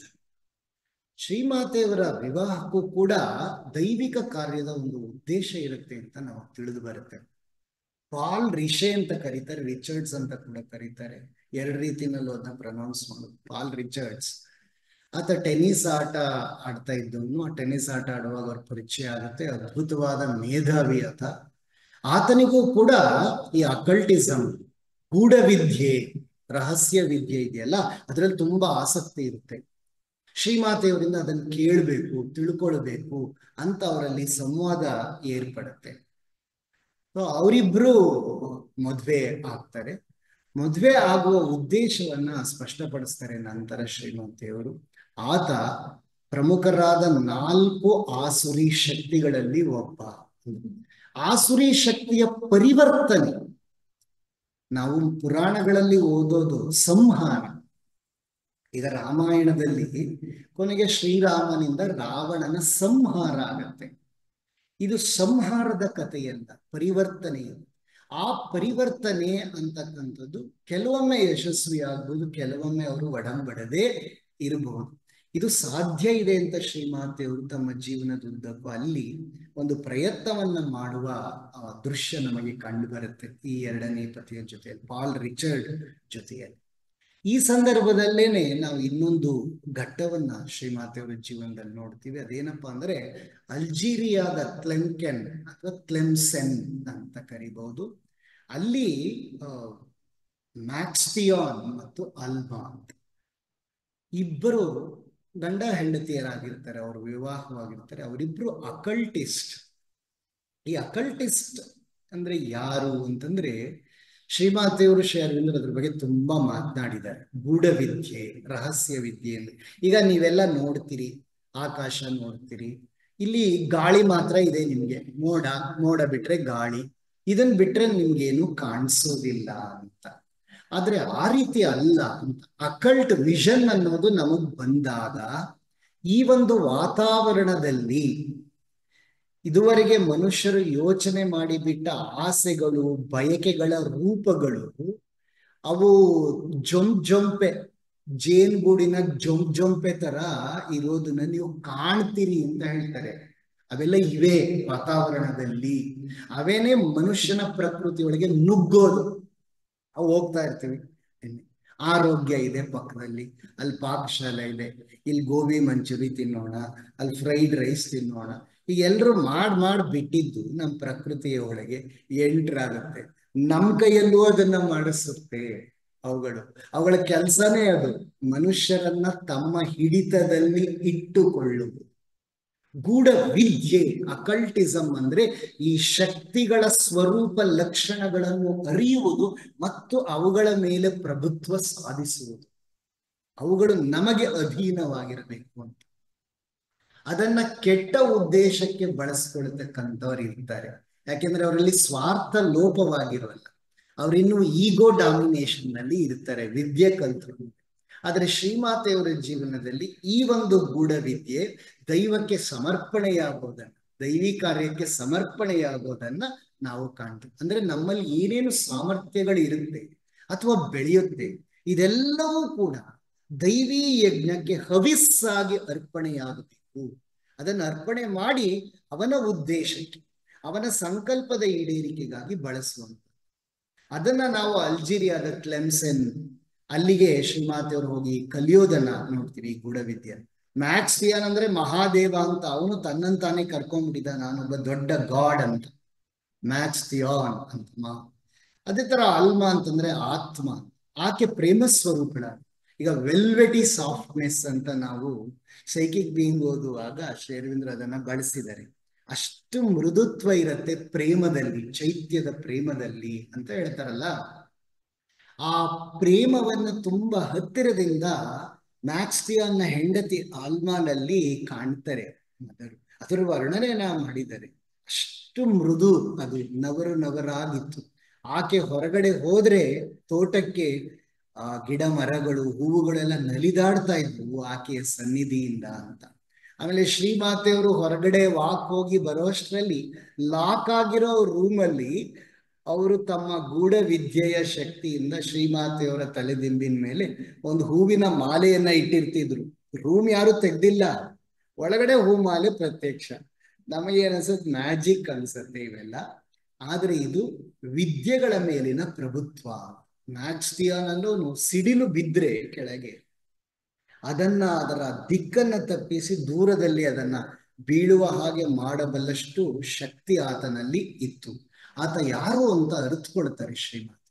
ಆ ಸಂದರ್ಭದಲ್ಲಿ ಒಂದು ಮುಖ್ಯವಾದಂತಹ ಘಟನೆ ನಡೆಯುತ್ತೆ, ಇದನ್ನ ನಾವು ತಿಳ್ಕೊಳ್ಳೇಬೇಕು ಅಗತ್ಯವಾಗಿ. ಏನಂದ್ರೆ ಈ ಶರೀರದಿಂದ ಹೊರಗೆ ಬಂದು ಸೂಕ್ಷ್ಮ ಲೋಕದ ಸ್ತರಗಳಲ್ಲಿ ಪ್ರಯಾಣ ಮಾಡುವುದನ್ನ ಮತ್ತೆ ಅಲ್ಲಿಯ ಜೀವಿಗಳನ್ನ, ಅಲ್ಲಿಯ ಶಕ್ತಿಗಳನ್ನ ನೋಡಿ ಅದನ್ನ ಅರಿತುಕೊಂಡು ಬರೋದನ್ನ ಅಭ್ಯಾಸ ಮಾಡುವ ಕ್ರಮ ಇರುತ್ತೆ ಗೂಢವಿದ್ಯೆ, ಅಕಲ್ಟಿಸಂ. ಶ್ರೀಮಾತೆಯವರು ಅದರಲ್ಲಿ ಎಕ್ಸ್ಪರ್ಟ್ ಆಗ್ತಾ ಹೋಗ್ತಾರೆ, ಪ್ರಯಾಣ ಮಾಡ್ತಾರೆ. ಆ ಸಂದರ್ಭದಲ್ಲಿ ನೆದರ್ ವರ್ಲ್ಡ್, ಈ ಕೆಳಗಿನ ಲೋಕಗಳಿಗೆ ಪ್ರಯಾಣ ಮಾಡಿದಾಗ ಏನೇನಿದೆ ಹೇಳು ಅಂತ ಥಿಯಾನ್ ಕೇಳೋದು. ಮ್ಯಾಕ್ಸ್ ಥಿಯಾನ್ ಶ್ರೀಮಾತೆಯವರು ಹೇಳೋದು, ಒಂದು ಕಪ್ಪೆ ಚಿಪ್ಪಿನ ರೂಪದಲ್ಲಿ ಒಂದು ಕವರಿಂಗ್ ಇರುತ್ತೆ, ಅದ್ರ ಮೇಲೆ ಗಾಳಿಯಲ್ಲಿ ಹೀಗೆ ಬರೆದು ತೋರಿಸ್ತಾರೆ, ಈ ತರ ಬರ್ದಿದೆ ಅಂತ. ಅದು ಸಂಸ್ಕೃತದಲ್ಲಿ ಮೀರಾ ಅಂತ ಬರ್ದಿರೋದು, ನೀನು ಮಾತ್ರ ಅದನ್ನ ಓಪನ್ ಮಾಡಬಲ್ಲೆ, ಓಪನ್ ಮಾಡು ಅದನ್ನ ಅಂತ ಮ್ಯಾಕ್ಸ್ ಥಿಯಾನ್ ಹೇಳಿದ್ರು ಶಿಷ್ಯಗೆ, ಶ್ರೀಮಾತೆಯವರು ಅದನ್ನ ಓಪನ್ ಮಾಡಿ ನೋಡ್ತಾರೆ. ಅದು ಮೃತ ಸಂಜೀವಿನಿ ವಿದ್ಯೆ, ಅಮರತ್ವವನ್ನು ಗಳಿಸ್ತಕ್ಕಂಥದ್ದು. ಅದಕ್ಕೆ ಸಂಬಂಧಪಟ್ಟಂತ ಒಂದು ಪರಿಹಾರ ಆಗಿರುತ್ತೆ. ಹೇಳು ಅದೇನೇನಿದೆ ಅಲ್ಲಿ ಅಂತ ಮ್ಯಾಕ್ಸ್ ಥಿಯಾನ್ ತುಂಬಾ ಬಲವಂತ ಮಾಡ್ತಾರೆ. ಆಗ ಇವರು ಎಚ್ಚರಿಕೆಯನ್ನು ವಹಿಸ್ತಾರೆ ಶ್ರೀಮಾತೆಯವರು, ಹೇಳಲ್ಲ ಅದನ್ನ, ಯಾಕೆಂದ್ರೆ ಅದು ಅಪಾಯಕಾರಿಯಾಗಿರುತ್ತೆ. ಯಾಕೆಂದ್ರೆ ಪಾಲ್ ರಿಚರ್ಡ್ ಹೇಗೆ ಒಬ್ಬ ಅಸುರನ ಅವತಾರವು, ಮ್ಯಾಕ್ಸ್ ಥಿಯಾನ್ ಕೂಡ ಅದೇ ರೀತಿ ಒಬ್ಬ ಅಸುರನ ಅವತಾರ ಆಗಿರ್ತಾನೆ. ಅವನೊಬ್ಬ ಮತ್ತೊಬ್ಬ ಅಸುರ ಆಗಿರ್ತಾನೆ. ಅವನ ಕೈಗೆ ಇದನ್ನ ಕೊಡುವ ಹಾಗಿಲ್ಲ. ಇದು ಯಾವಾಗ ಅವನಿಗೆ ತನ್ನ ಬಯಕೆ ಈಡೇರ್ತಾ ಇಲ್ಲ ಅಂತ ಗೊತ್ತಾಗ್ಬಿಡತ್ತೆ, ತುಂಬಾ ಒಂದು ಘಾತಕವಾದ ಕೆಲಸವನ್ನ ಮ್ಯಾಕ್ಸ್ ಥಿಯಾನ್ ಮಾಡ್ತಾನೆ. ಏನಂದ್ರೆ ಸಿಲ್ವರ್ ಕಾರ್ಡ್ ಅಂತ ಇರತ್ತೆ, ಯೋಗಶಾಸ್ತ್ರಗಳು ಶ್ರೀಮಾತೆಯವರು ತಿಳಿಸ್ತಾರೆ. ಈಗ ನಾನು ಶರೀರದಲ್ಲಿ ಇದ್ದೀವಲ್ಲ, ನಾವು ಶರೀರದ ಜೊತೆಗೆ ನಮ್ಮನ್ನ ಕಟ್ಟಿ ಹಾಕಿರ್ತಕ್ಕಂಥ ಸಂಬಂಧವನ್ನ ಏರ್ಪಡಿಸಿರುವ ತಂತು ಕಾರ್ಡ್ ಇದೆ ಒಳಗಡೆ, ಅದನ್ನ ಸಿಲ್ವರ್ ಕಾರ್ಡ್ ಅಂತ ಹೊಕ್ಕಳ ಹಿಂಭಾಗ. ಅದು ನೀವು ಆನಿಮೇಟೆಡ್ ಇದ್ರಲ್ಲೆಲ್ಲ ನೋಡಿದ್ರೆ ಅದು ಸ್ವಲ್ಪ ಬಾಡಿಯಿಂದ ಹೊರಗೆ ಬರೋದು ಎಕ್ಸ್ಟೀರಿಯರೈಸೇಷನ್ ಅಲ್ಲಿ ಆ ವೈಟ್ ಲೈನು ದೂರಕ್ಕೆ ಸ್ಟ್ರೆಚ್ ಆಗೋದನ್ನ ತೋರಿಸ್ತಾರೆ. ಅದಾಯ್ತು. ಈ ಸಿಲ್ವರ್ ಕಾರ್ಡ್ ಇವನೇನ್ ಮಾಡ್ಬಿಡ್ತಾನೆ ಮ್ಯಾಕ್ಸ್ತಿಯಾನ್, ಅದನ್ನ ಕಟ್ ಮಾಡ್ಬಿಡ್ತಾನೆ. ಶ್ರೀಮಾತೆಯವರು ದೇಹದಿಂದ ಹೊರಗಿದ್ದಾರೆ. ಈಗ ಮರಳಿ ದೇಹಕ್ಕೆ ವಾಪಸ್ ಬರದೇ ಇರುವಂತಹ ವಿಷಮ ಸ್ಥಿತಿ ಉಂಟಾಗುತ್ತೆ, ಕ್ರಿಟಿಕಲ್ ಸಿಚುವೇಶನ್. ಆದ್ರೆ ಇದನ್ನ ಮಾಡ್ದವನ್ಗೆ ತುಂಬಾ ಗಿಲ್ಟ್ ಕಾಡುತ್ತೆ. ಯಾಕೆಂದ್ರೆ ಅದು ತುಂಬಾ ದೈವ ವಿರೋಧಿಯಾದಂತಹ ಕ್ರಿಯೆ ಆಗಿರುತ್ತೆ. ಭಯ ಬಂದ್ಬಿಡತ್ತೆ, ಭಯ ಆವರಿಸ್ಕೊಳತ್ತೆ, ಏನೋ ಮಾಡಬಾರ್ದೇ ಇದನ್ನ ನಾನು ಮಾಡಿದೆ ಅಂತ. ಆಮೇಲೆ ಶ್ರೀಮಾತೆಯವರ ಸೂಚನೆಯ ಮೇರೆಗೆ ಇವನು ಕೂಡ ಒಪ್ಕೊಂಡು ಆ ಕೋಪವನ್ನ ಶಮನ ಮಾಡಿಕೊಂಡು ಮತ್ತೆ ಆ ತಂತುವನ್ನ ಸಂಧಿಸುವ ಹಾಗೆ ಏರ್ಪಾಡು ಮಾಡ್ತಾನೆ. ತುಂಬಾ ಆ ಒಂದು ಕಷ್ಟದ ಪರಿಸ್ಥಿತಿಯ ಮೂಲಕ ಆ ಗಂಡಾಂತರವನ್ನ ಹಾದು ಶ್ರೀಮಾತೆಯವರು ಮರಳಿ ತಮ್ಮ ಶರೀರವನ್ನ ಪ್ರವೇಶ ಮಾಡ್ತಾರೆ. ಅಂದ್ರೆ ಅವರ ಅವತಾರ ಕಾರ್ಯದ ಉದ್ದೇಶ ಇನ್ನು ಪೂರ್ಣ ಆಗಿರೋದಿಲ್ಲ, ಹಾಗಾಗಿ ಅದನ್ನ ಹಾಗೆ ಮಧ್ಯದಲ್ಲಿ ತುಂಡರಿಸುವ ಹಾಗೆ ಇದೆಲ್ಲ ಒಂದು ನಿಗೂಢವಾದ ನಿಯಮಗಳ ಪ್ರಕಾರ ನಡೀತಾ ಇರತ್ತೆ. ಅದಕ್ಕೆ ಮ್ಯಾಕ್ಸ್ತಿಯಾನ್ ಕೂಡ ತಲೆ ಬಾಗ್ಲೇಬೇಕಾಗತ್ತೆ ಅಂತ ಅನ್ನೋದು. ಅವರು ಮರಳಿ ಅಲ್ಲಿಗೆ ಬಂದು ಈ ಮ್ಯಾಕ್ಸ್ತಿಯಾನಾಗ ಕೊಟ್ಟಿದ್ರೆ ಅವನೇನಾದ್ರೂ ಹಿಟ್ಲರ್ ತರನೇ ಗಂಡಾಂತರ ಮಾಡ್ಬೋದಿತ್ತು. ಆ ವಿದ್ಯೆಗಳು ವಶವಾದಷ್ಟು ಅವರುಗಳು ಮತ್ತೆ ಮನುಕುಲಕ್ಕೆ ಸಂಚಕಾರವನ್ನ ತಂದೊಡ್ಡಬಹುದು ಅಂತ ಅನ್ನೋದು ನಮಗೆ ಗೊತ್ತಾಗುತ್ತೆ. ಅಲ್ಲಿ ಒಂದು ಕಪ್ಪೆ ಶ್ರೀಮಾತೆಯವರು ಪಿಯಾನೋವನ್ನ ನುಡಿಸ್ತಾ ಇದ್ರೆ ದಪ್ಪದೇ ಅದು ಮನೆ ಒಳಗ್ ಬಂದು ಅದರ ನಾದಕ್ಕೆ ಅದು ತಲೆ ಅಲ್ಲಾಡಿಸ್ತಾ ಕೂತ್ಕೊಳ್ಳೋದು ಶ್ರೀಮಾತೆಯವರು. ಅದನ್ನ ನೋಡ್ಬಿಟ್ಟು ಶ್ರೀಮಾತೆಯವರು ಏನಾದ್ರು ತಮ್ಮ ಪಿಯಾನೋವನ್ನ ನುಡ್ಸೋದನ್ನ ನಿಲ್ಲಿಸ್ಬಿಟ್ರೆ ಅದು ಕ್ವಾಕ್ ಕ್ವಾಕ್ ಅಂತ ಹೇಳಿ ಶಬ್ದ ಮಾಡಿ ಕಂಟಿನ್ಯೂ ಮಾಡುವಂತ ಸೂಚನೆ ಕೊಡೋರು, ಇಲ್ಲ ನಿಲ್ಲಿಸಬೇಡ ನನಗೆ ಅಂತ. ರಸಭಂಗ ಆಗ್ತಿತ್ತು ಕಪ್ಪೆಗೆ. ನೋಡಿ, ಶ್ರೀಮಾತೆಯವರ ಮ್ಯೂಸಿಕ್ ಅನ್ನ ಕೇಳಿ ಒಂದು ಜೀವಿ ಎಷ್ಟು ಆನಂದ ಪಡ್ತಾ ಇತ್ತು ಅಂತಂದ್ರೆ, ಎಲ್ಲ ಜೀವಿಗಳಲ್ಲಿ ದಯೆ ಅನುಕಂಪೆಯನ್ನೇ ತೋರಿಸುವುದು ಆದಿಶಕ್ತಿ ಪರಾಮಾತೆ ಶ್ರೀಮಾತೆಯವರ ಕಾರ್ಯ ಅಲ್ವೇ. Love in Har was wider than the universe. The whole world could take refuge in Har single heart. ಅದು ಸರ್ಪ ಇರ್ಬೋದು, ಕಪ್ಪೆ ಇರ್ಬೋದು, ನಂತರದ ಬೆಕ್ಕುಗಳಿರ್ಬೋದು, ಫೌಂಟೇನ್ ಬ್ಲೂನಲ್ಲಿ ಅಳಿಲುಗಳು ಮೈ ಮೇಲೆ, ಪಕ್ಷಿಗಳು ಅವೆಲ್ಲ ಓಡಾಡಿ ಅವ್ರಗಳ ಜೊತೆ ಮಾತನಾಡ್ತಾ ಇದ್ದದ್ದು, ಹಾರಾಡ್ತಾ ಇದ್ದದ್ದು, ಎಲ್ಲದರ ಮೂಲಕ ಈ ಪ್ರೇಮ ಅನ್ನುವುದರ ಮೂಲಕ ಅವರು ಇಡೀ ವಿಶ್ವದೊಡನೆ ಒಂದಾಗಿದ್ರು ಅಂತ ಅನ್ನೋದನ್ನ ಈ ಮ್ಯಾಕ್ಸ್ತಿಯಾನ್ ಜೊತೆ 45 ದಿನಗಳ ಕಾಲ ಇದ್ದು ಸಾಧನೆ ಮಾಡಿದವನು ಪಾಲ್ ರಿಚರ್ಡ್. ಅವ್ರು ಏನ್ ಹೇಳಿರ್ತಾರೆ, ಮೀರಾ ಹತ್ರ ನೀನೆಲ್ಲ ಕಲ್ತ್ಕೊಪ್ಪ ಮುಂದಿನ ವಿದ್ಯೆಯ ಮುಂದಿನ ವಿಚಾರಗಳನ್ನ ಅಂತ ಹೇಳಿರ್ತಾರೆ. ಹಾಗಾಗಿ ಇವರು ಮದುವೆ ಆದ್ಮೇಲೆ ಪಾಲ್ ರಿಚರ್ಡ್ ಎಲ್ಲ ಕೇಳೋದು. ಶ್ರೀಮಾತೆಯವರು ಅದನ್ನ ಡಿಕ್ಟೇಟ್ ಮಾಡ್ತಾರೆ ಫ್ರೆಂಚ್ ನಲ್ಲಿ, ಆತ ಬರ್ಕೊಳ್ತಾನೆ. ಸೊ ಸಾಕಷ್ಟು ಪುಸ್ತಕಗಳ ಪ್ರಕಟಣೆಗೆ ಫ್ರೆಂಚ್ ನಲ್ಲಿ ಪಾಲ್ ರಿಚರ್ಡ್ ಕಾರಣ ಅಂತ. ಶ್ರೀಮಾತೆಯವರು ದೇವತೆಗಳ ವಿಚಾರ, ಈಗ ಆಕಾಶದ ವಿಚಾರ ಹೇಳದ್ನಲ್ಲ, ಈತರು ನಮಗೆ ಖಾಲಿ ಖಾಲಿ ಕಾಣಿಸುತ್ತೆ, ಖಾಲಿ ಇಲ್ಲ, ಅದು ವಾಸ್ತವವಾಗಿ ಅನಂತ ಸಂಗತಿಗಳು, ಗುಟ್ಟಾದ ಸಂಗತಿಗಳು ಈ ಆಕಾಶದಲ್ಲೇ ಇವೆ ಅಂತನೋ ಎಲ್ಲ ವಿವರಗಳನ್ನ, ಅಕಲ್ಟಿಸಮ್ಗೆ ಸಂಬಂಧಪಟ್ಟಿದ್ದನ್ನೆಲ್ಲ ಅವರು ಫ್ರೆಂಚ್ ನಲ್ಲಿ ಆರಾಮಾಗಿ ಡಿಕ್ಟೇಟ್ ಮಾಡ್ತಾರೆ. ಆತ ಬರ್ಕೊಳ್ತಾನೆ. ಹಾಗೆ ಫ್ರೆಂಚ್ ಭಾಷೆಯಲ್ಲಿ ಅದು ಪ್ರಕಟವಾಗಿದೆ ಅಂತ ಅನ್ನೋದನ್ನ ನಾವು ಕಾಣ್ತೀವಿ. ಆ ಸಂದರ್ಭದಲ್ಲಿ ಶ್ರೀಮಾತೆಯವರು ತಮ್ಮ ಮನೆಯಲ್ಲೇನೆ ಐಡಿಯಾ ಅಂತ ಒಂದು ಸತ್ಸಂಗದ ಸಭೆಗಳನ್ನ, ಚಿಂತನಾ ಗೋಷ್ಠಿಗಳನ್ನ ನಡೆಸ್ತಾ ಇದ್ರು. ಹೀಗೆಲ್ಲ ಬರೋರು, ಬೇರೆ ಬೇರೆ ಬೇರೆ ಬೇರೆ ಆಸಕ್ತಿ ಇರೋರು ಅವರೆಲ್ಲ ಬಂತು ಅಂದ್ರೆ ಅವ್ರು ಒಬ್ಬೊಬ್ಬರಿಗೆ ಒಂದೊಂದು ವಿಚಾರದಲ್ಲಿ ಪ್ರಬಂಧ ಬರೆಯೋದಕ್ಕೆ ಶ್ರೀಮಾತೆಯವರೇ ಸೂಚನೆ ಕೊಡ್ತಾ ಇದ್ದಾರೆ. ಆ ಸಂದರ್ಭದಲ್ಲಿ ಬೇಕಾದಷ್ಟು ವಿಚಾರಗಳು, ಈಗ ನಮ್ದು ಈಶಾವಾಸ್ಯೋಪನಿಷತ್, ನಾರದ ಭಕ್ತಿ ಸೂತ್ರ, ಅದೆಲ್ಲವನ್ನು ಕೂಡ ಆ ಸಂದರ್ಭದಲ್ಲಿ ಅಲ್ಲಿ ಟ್ರಾನ್ಸ್ಲೇಷನ್ ಮಾಡಿ ಆ ವಿಚಾರಗಳನ್ನ ಪ್ರತಿಯೊಬ್ಬರಿಗೂ ತಿಳಿಸುವ ಕಾರ್ಯವನ್ನ ಶ್ರೀಮಾತೆಯವರು ಮಾಡ್ತಾ ಇದ್ರು ಐಡಿಯಾ ಕಾಸ್ಮಿಕ್ ನಲ್ಲಿ. ಮತ್ತೆ ಕಾಸ್ಮಿಕ್ ರಿವ್ಯೂ ಅಂತ ಒಂದು ಮ್ಯಾಗಝಿನ್, ಕಾಸ್ಮಿಕ್ ರಿವ್ಯೂ ನಲ್ಲಿ ಅಕಲ್ಟಿಸಮ್ಗೆ ಸಂಬಂಧಪಟ್ಟಂತ ಅನೇಕ ಲೇಖನಗಳನ್ನ ಆಲ್ಮಾ ಮತ್ತು ಮ್ಯಾಕ್ಸ್ತಿಯಾನ್ ಬರೆದ್ರೆ, ಅದರಲ್ಲಿ ಪ್ರೂಫ್ ನೋಡಿ ಅದನ್ನೆಲ್ಲ ಪ್ರಕಟ ಮಾಡುವ ಜವಾಬ್ದಾರಿಯನ್ನ ಶ್ರೀಮಾತೆ ಹೊತ್ತಿತ್ತು. ಕಾಸ್ಮಿಕ್ ರಿವ್ಯೂನ 5 ವರ್ಷ ನಡೆಸ್ತಾರೆ. ಇದು ಯಾಕೆ ಇದನ್ನೆಲ್ಲ ನೋಡ್ಬೇಕು ಅಂದ್ರೆ, ಭಾರತಕ್ಕೆ ಬರೋಕ್ಕಿಂತ ಮುಂಚೆ ಎಷ್ಟೊಂದು ಕ್ಷೇತ್ರಗಳಲ್ಲಿ ಸಾಧನೆಗಳನ್ನ ಶ್ರೀಮಾತೆಯವರು ಮಾಡಿ ಮುಗಿಸಿ ನಂತರ ಇಲ್ಲಿಗೆ ಬಂದ್ರು ಅಂತ. ಬೌದ್ಧ ಧರ್ಮದ ಒಂದು ಈಸೋಟೆರಿಕ್ ಪ್ರಾಕ್ಟೀಸಸ್ ಅಂತ ಕರೀತಾರೆ. ಅಂತರಂಗದ ಸಾಕ್ಷಾತ್ಕಾರಗಳಿಗೆ ಬೇಕಾದಂತ ಅಭ್ಯಾಸಗಳೇನಿದೆ ಅದೆಲ್ಲವನ್ನು ಅವ್ರು ಮಾಡಿದ್ರು, ಅದರಲ್ಲಿ ನೈಪುಣ್ಯತೆಯನ್ನ ಪಡೆದಿದ್ರು. ಅವರ ಧಮ್ಮಪಾದ ಮೇಲೆ ಮಾಡಿರ್ತಕ್ಕಂಥ, ಅವರು ಹೇಳಿರ್ತಕ್ಕಂಥ ನಿರೂಪಣೆ ಇದೆಯಲ್ಲ, ಅದನ್ನ ನೋಡಿದ್ರೆ ಅದು ಎಷ್ಟು ಸುಲಭ ಮಾಡಿಕೊಡುತ್ತೆ ನಮ್ಗೆ ಪ್ರಾಕ್ಟೀಸಸ್ನ. ಬರೀ ಥಾಟ್ ಕಂಟ್ರೋಲ್, ಆಲೋಚನೆಗಳನ್ನು ಕಂಟ್ರೋಲ್, ಮನಸ್ಸನ್ನ ನಿಯಂತ್ರಣಕ್ಕೆ ತೆಗೆದುಕೊಳ್ಳೋದ್ರ ಬಗ್ಗೆ. ಅವ್ರಿಗೆ ಹೇಳ್ತಾ ಇರೋ ಫ್ರೆಂಚ್ ಅಥವಾ ಇಂಗ್ಲಿಷ್ ಟ್ರಾನ್ಸ್ಲೇಷನ್ ಅಲ್ಲಿ ಇಲ್ಲಿ ದೋಷ ಇದೆ, ಅದು ಆ ತರ ಅಲ್ಲ ಈ ತರ ಅಂತ ಅದನ್ನ ತಿದ್ದಿ ಸರಿಪಡಿಸಿ ಶ್ರೀಮಾತೆಯವರು ನಮ್ಮ ಕೈಗೆ ಧಮ್ಮಪಾದವನ್ನ ಕೊಡ್ತಾರೆ. ಇದು ನಮ್ಗೆ ಅದ್ಭುತವಾದಂತ ಒಂದು ವಿಚಾರ ಆಗತ್ತೆ ಅನ್ನೋದು. ಈಗ ಅಕಲ್ಟಿಸಮ್ ನ ಒಂದು ಹಂತವನ್ನ ಮುಗಿಸಿದ್ವಿ ನಾವು. ಸ್ವಲ್ಪ ಮುಂದೆ ಹಿಂದೆ ತೀರಾ ಕ್ರೊನಾಲಾಜಿಕಲ್ ಆಗದೆ ಇದ್ರು, ಏನೇನೋ ಓದ್ಕೊಂಡಿದ್ರು ಶ್ರೀಮಾತೆಯವರು ಶ್ರೀ ಅರವಿಂದರು ಇಬ್ರು ಹೇಳಿದ್ದಾರೆ. ಏನಂತ ಹೇಳಿದ್ದಾರೆ ಅಂದ್ರೆ, ನೀನು ಎಷ್ಟೋ ಓದ್ಕೋಬಹುದು, ವಾಸ್ತವವಾಗಿ ಮಾತನಾಡುವ ಕ್ಷಣ ಬಂದಾಗ ಅದು ನಿನ್ ಕೈಯಲ್ಲಿ ಇರಲ್ಲ ಅಂತ. ಗೊತ್ತಾಯ್ತು? ಬುದ್ಧಿಯ ನಿಯಂತ್ರಣ, ಅದನ್ನ ಹೀಗೆ ಹೀಗೆ ಹೀಗೆ ಅಂತ ಮಾಡ್ಲಿಕ್ಕಾಗೋದಿಲ್ಲ. ಅದನ್ನ ಫ್ರೀಯಾಗಿ ಅವರಿಗೆ ಒಪ್ಪಿಸಿ ಹೇಗದು ಹೋಗುತ್ತೆ. ಒಂದೇ ಒಂದು ಘಟನೆಯನ್ನ ಸ್ಮರಿಸಿ ಮುಂದೆ ಹೋಗ್ತೀನಿ. ಮ್ಯಾಕ್ಸ್ ಥಿಯಾನ್ ಹಡಗಿನಲ್ಲಿ ಶ್ರೀಮಾತೆಯವ್ರ ಜೊತೆ ಮರಳಿ ಪ್ರಯಾಣ ಮಾಡುವಾಗ ಫ್ರಾನ್ಸ್ಗೆ, ಆಮೇಲೆ ಹೊರಟೋಗ್ತಾನೆ, ನಿರ್ಗಮಿಸ್ತಾನೆ ಅವ್ರ ಜೀವನದಿಂದ. ಹಡಗಿನಲ್ಲಿ ಒಂದು ಘಟನೆ, ಇದ್ದಕ್ಕಿದ್ದಂಗೆ ವಿಪರೀತವಾದಂತ ಅಲೆಗಳು, ಜಲಚರಗಳು ಆ ನಾವೆಗೆ ತೊಂದರೆಯನ್ನು ಕೊಡ್ತಾ ಇರ್ತವೆ, ಕೀಟ್ಲೆ ಏನೋ ಒಂಥರ. ಇಲ್ಲಿದ್ದ ಜನಕ್ಕೆ ಏನಾಗ್ತಾ ಇದೆ ಅಂದ್ರೆ ಗೊತ್ತಾಗ್ತಾ ಇಲ್ಲ. ಅವ್ರಿಗೆ ಒಂಥರ ಗೊಂದಲ, ಅಯ್ಯೋ ಹಿಂಗಾಗ್ತಾ ಇದೆಯಲ್ಲ ಅಂತ ಎಲ್ಲ ಗಾಬರಿ.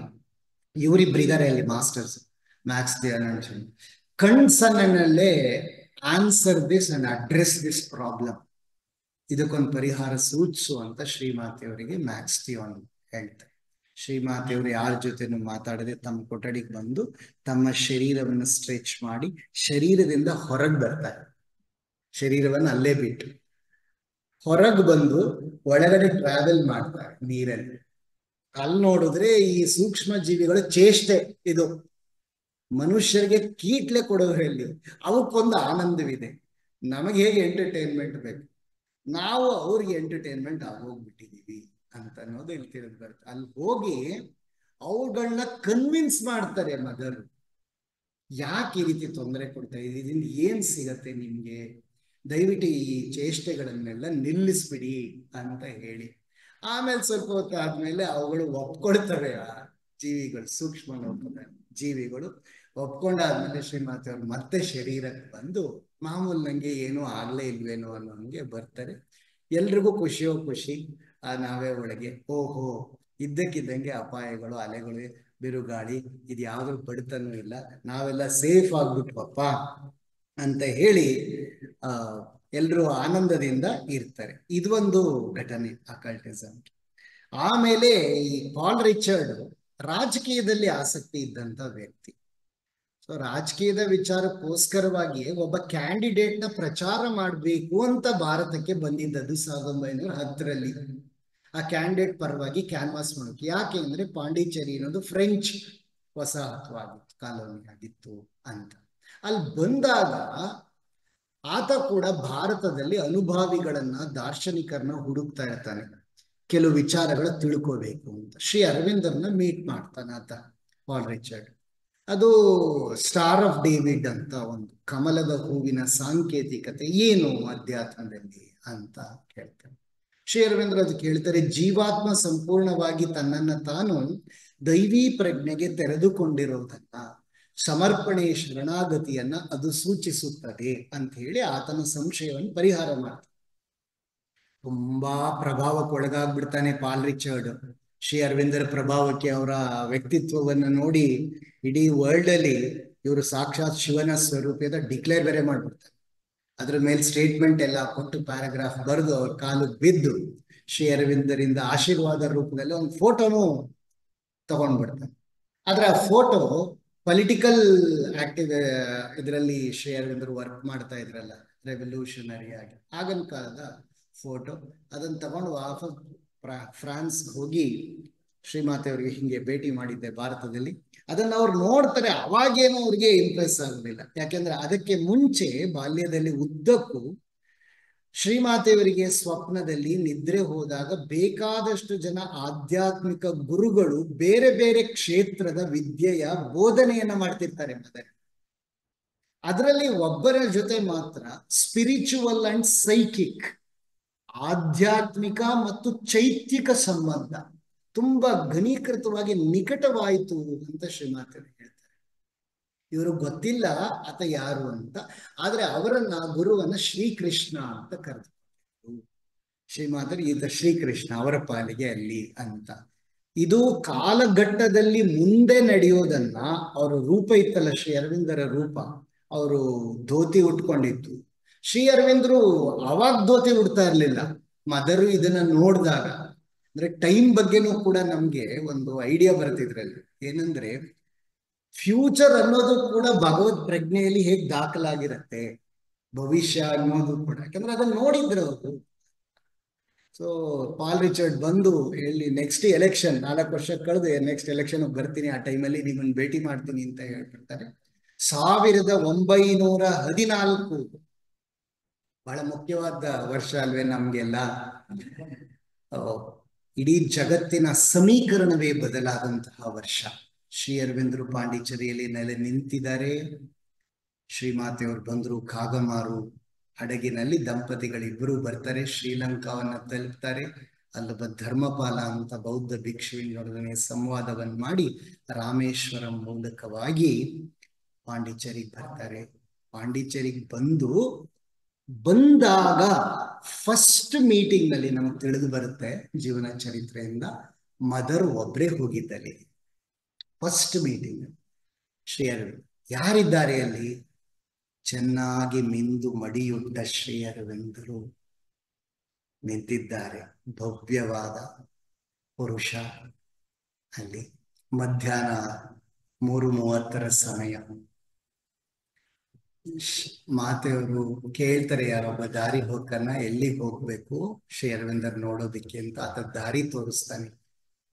ಜಸ್ಟ್ ಒಬ್ಬ ದಾರಿನಲ್ಲಿ ಒಬ್ಬ ದಾರಿ ತೋರಿಸ್ದ ಅಂತ ಶ್ರೀಮಾತೆಯವರು ಅವನನ್ನ ಜೀವನ ಪೂರ್ತಿ ಚೆನ್ನಾಗಿ ನೋಡ್ಕೊಂಡ್ರಂತೆ. ಅವ್ನಿಗೆ ಹಣಕಾಸು ಕೊಟ್ಟು. ಯಾಕೆ ಅಂದ್ರೆ ಭಾರತಕ್ಕೆ ಬಂದಾಗ ಮೊಟ್ಟ ಮೊದಲು ನನಗೆ ಶ್ರೀ ಅರವಿಂದರ ಸ್ಥಾನವನ್ನ ನಿರ್ದೇಶನ ಮಾಡಿದ ವ್ಯಕ್ತಿ ಅಂತ. ಅದನ್ನು ಚಂಪಕ್ಲಾಲ್ ಅವರು ಕೇಳಿದ್ರಂತ, ಅವ್ನಿಗೇನಷ್ಟು ವಿಶೇಷ ಅಂತ. ಈ should be the path to God, the divine ಅಂತ ಹೇಳ್ತಾರೆ. ಈಗ ನಾವು ಪ್ರಭುಗಳ ಬಳಿಗೆ ಬರೋಣ. ಒಂದು ಪ್ರಾರ್ಥನೆಯನ್ನ ನಾನು ಅಗತ್ಯವಾಗಿ ಮಾಡಲೇಬೇಕಾಗಿದೆ. ಯಾಕೆಂದ್ರೆ ಇದು 2 ಮಹಾನ್ ಶಕ್ತಿಗಳ ಸಮಾಗಮದ ಕ್ಷಣ, ದೈವಿ ಮುಹೂರ್ತ, ಪೂರ್ವ ಪಶ್ಚಿಮಗಳ ಮಿಲನ. ಶ್ರೀ ಅರವಿಂದರ ಪಾದಗಳಿಗೆ, ಶ್ರೀಮಾತೆಯವರ ಪಾದಗಳಿಗೆ ನಮಿಸಿ ಈ ಪ್ರಾರ್ಥನೆ. ಶ್ರೀ ಅರವಿಂದೋ ಮಮ ಶರಣಂ ಮಮ ಶರಣಂ.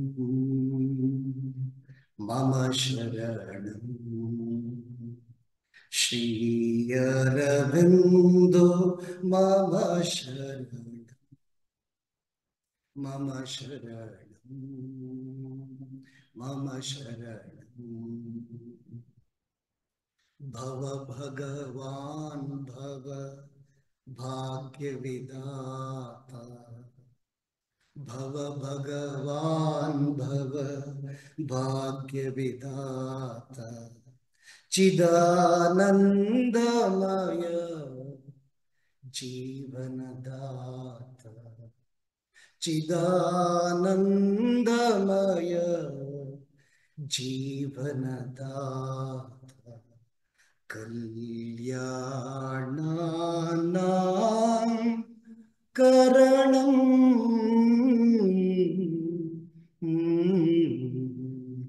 ಶ್ರೀ ಅರವಿಂದೋ ಮಮ ಶರಣಂ ಮಮ ಶರಣಂ ಮಮ ಶರಣಂ ಜಗದ್ಗುರು ಜ್ಯೋತಿರ್ಮಯ ಮೂರ್ತಿ ಜಗದ್ಗುರು ಜ್ಯೋತಿರ್ಮಯ ಮೂರ್ತಿ ಪರಬ್ರಹ್ಮಣ ಪರಮಸ್ಫೂರ್ತಿ ಪರಬ್ರಹ್ಮಣ ಪರಮಸ್ಫೂರ್ತಿ ಘನತಿಮಿರಾಣ ತರಣಂ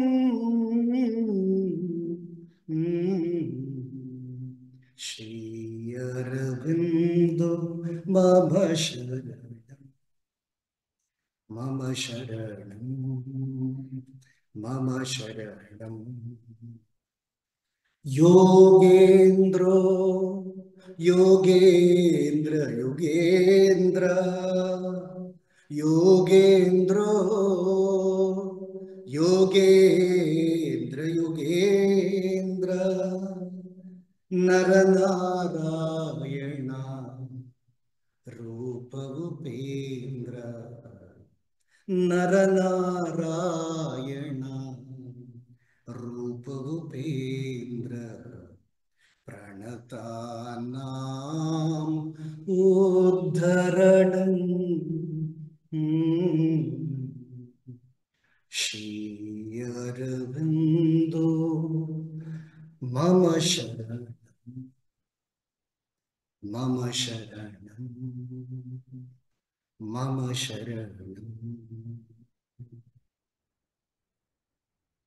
ಶ್ರೀ ಅರವಿಂದರ ಪಾದಗಳಿಗೆ ಶ್ರೀಮಾತೆಯವರು ಔಟರ್ ಮೋಸ್ಟ್ ಫಿಸಿಕಲ್ ಇರೋ ಸೆಲ್ಸ್ಗಳ ಸಮೇತ ಶರಣ ಶ್ರೀ ಅರವಿಂದ್ರೇ ಅದನ್ನು ಹೇಳ್ತಾರೆ. ಸಂಪೂರ್ಣ ಶರಣಾಗತಿ ಅಂದ್ರೆ ಏನು ಅಂತ ಶ್ರೀಮಾತೆಯವರಲ್ಲಿ ನಾವು ತಿಳಿಬೇಕು ಅಂತ.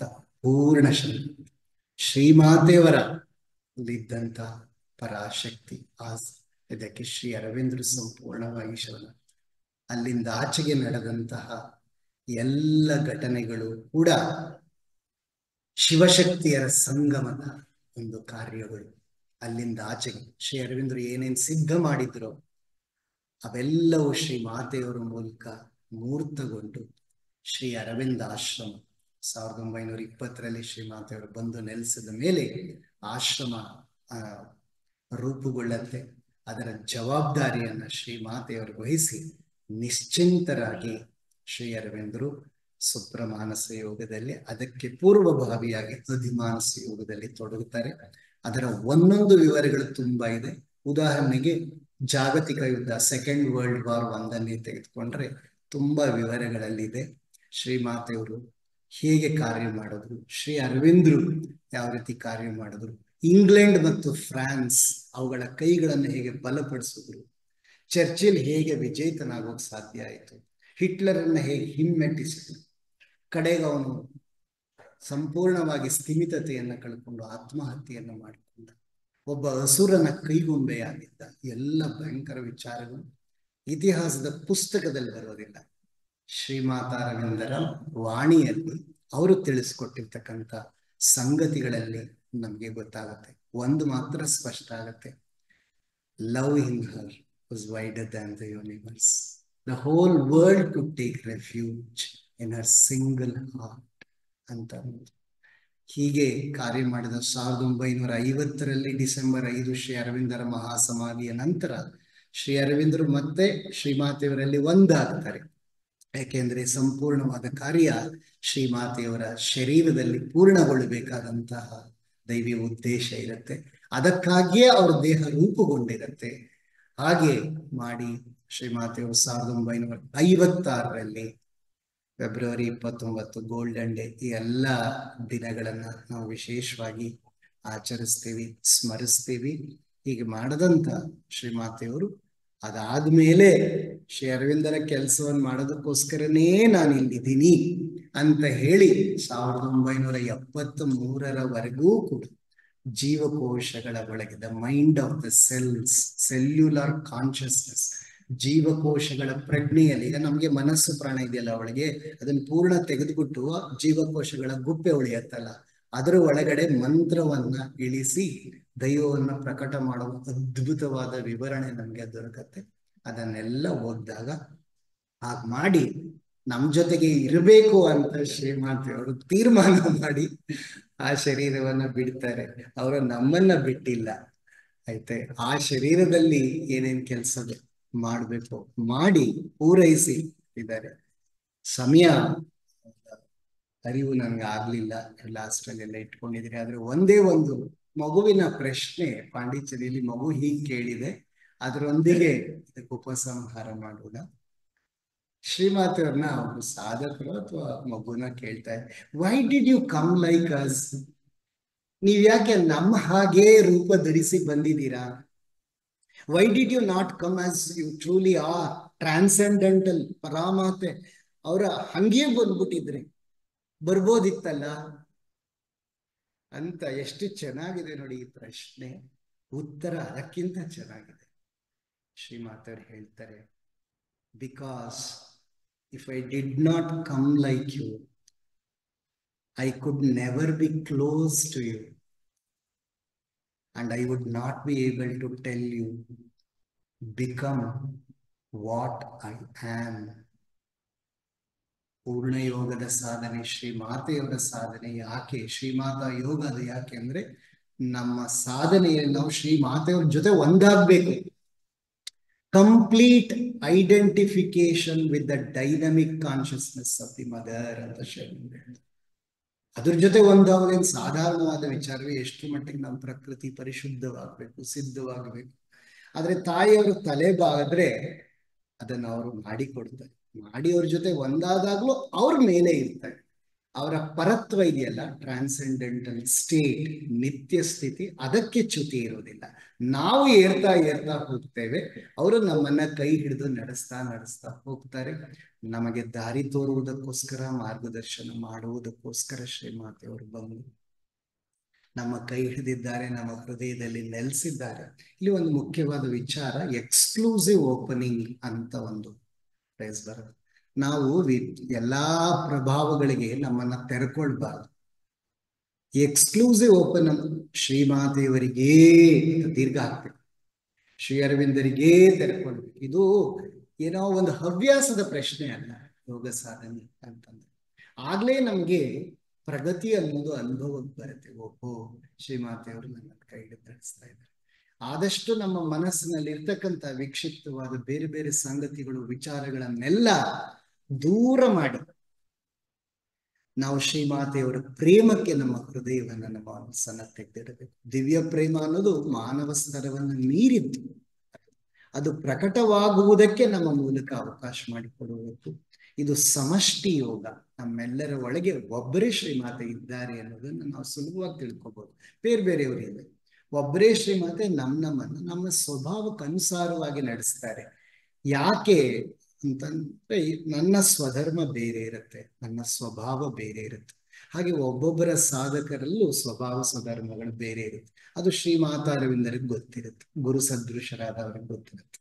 ಹಾಗಾಗಿ ನಮಗೇನ್ ಬೇಕೋ ಅದನ್ನ ಗೊತ್ತಾರೆ. ಆದ್ರೆ ಕಾಮನ್ ಟೀಚಿಂಗ್ ಅನ್ನ ಅವ್ರು ನಮ್ಮ ಮುಂದೆ ಇಟ್ಟಿದ್ದಾರೆ. ಅದನ್ನ ಅಧ್ಯಯನ ಮಾಡೋದ್ರ ಮೂಲಕ, ಅದರಲ್ಲಿ ಧ್ಯಾನ ಮಾಡೋದ್ರ ಮೂಲಕ, ಸ್ವಲ್ಪವಾಗಿ ಅದನ್ನ ನಿರಂತರವಾಗಿ ಸೇವಿಸ್ಬೇಕು, ಡ್ರಿಂಕ್ ಮಾಡೋದ್ರ ಮೂಲಕ.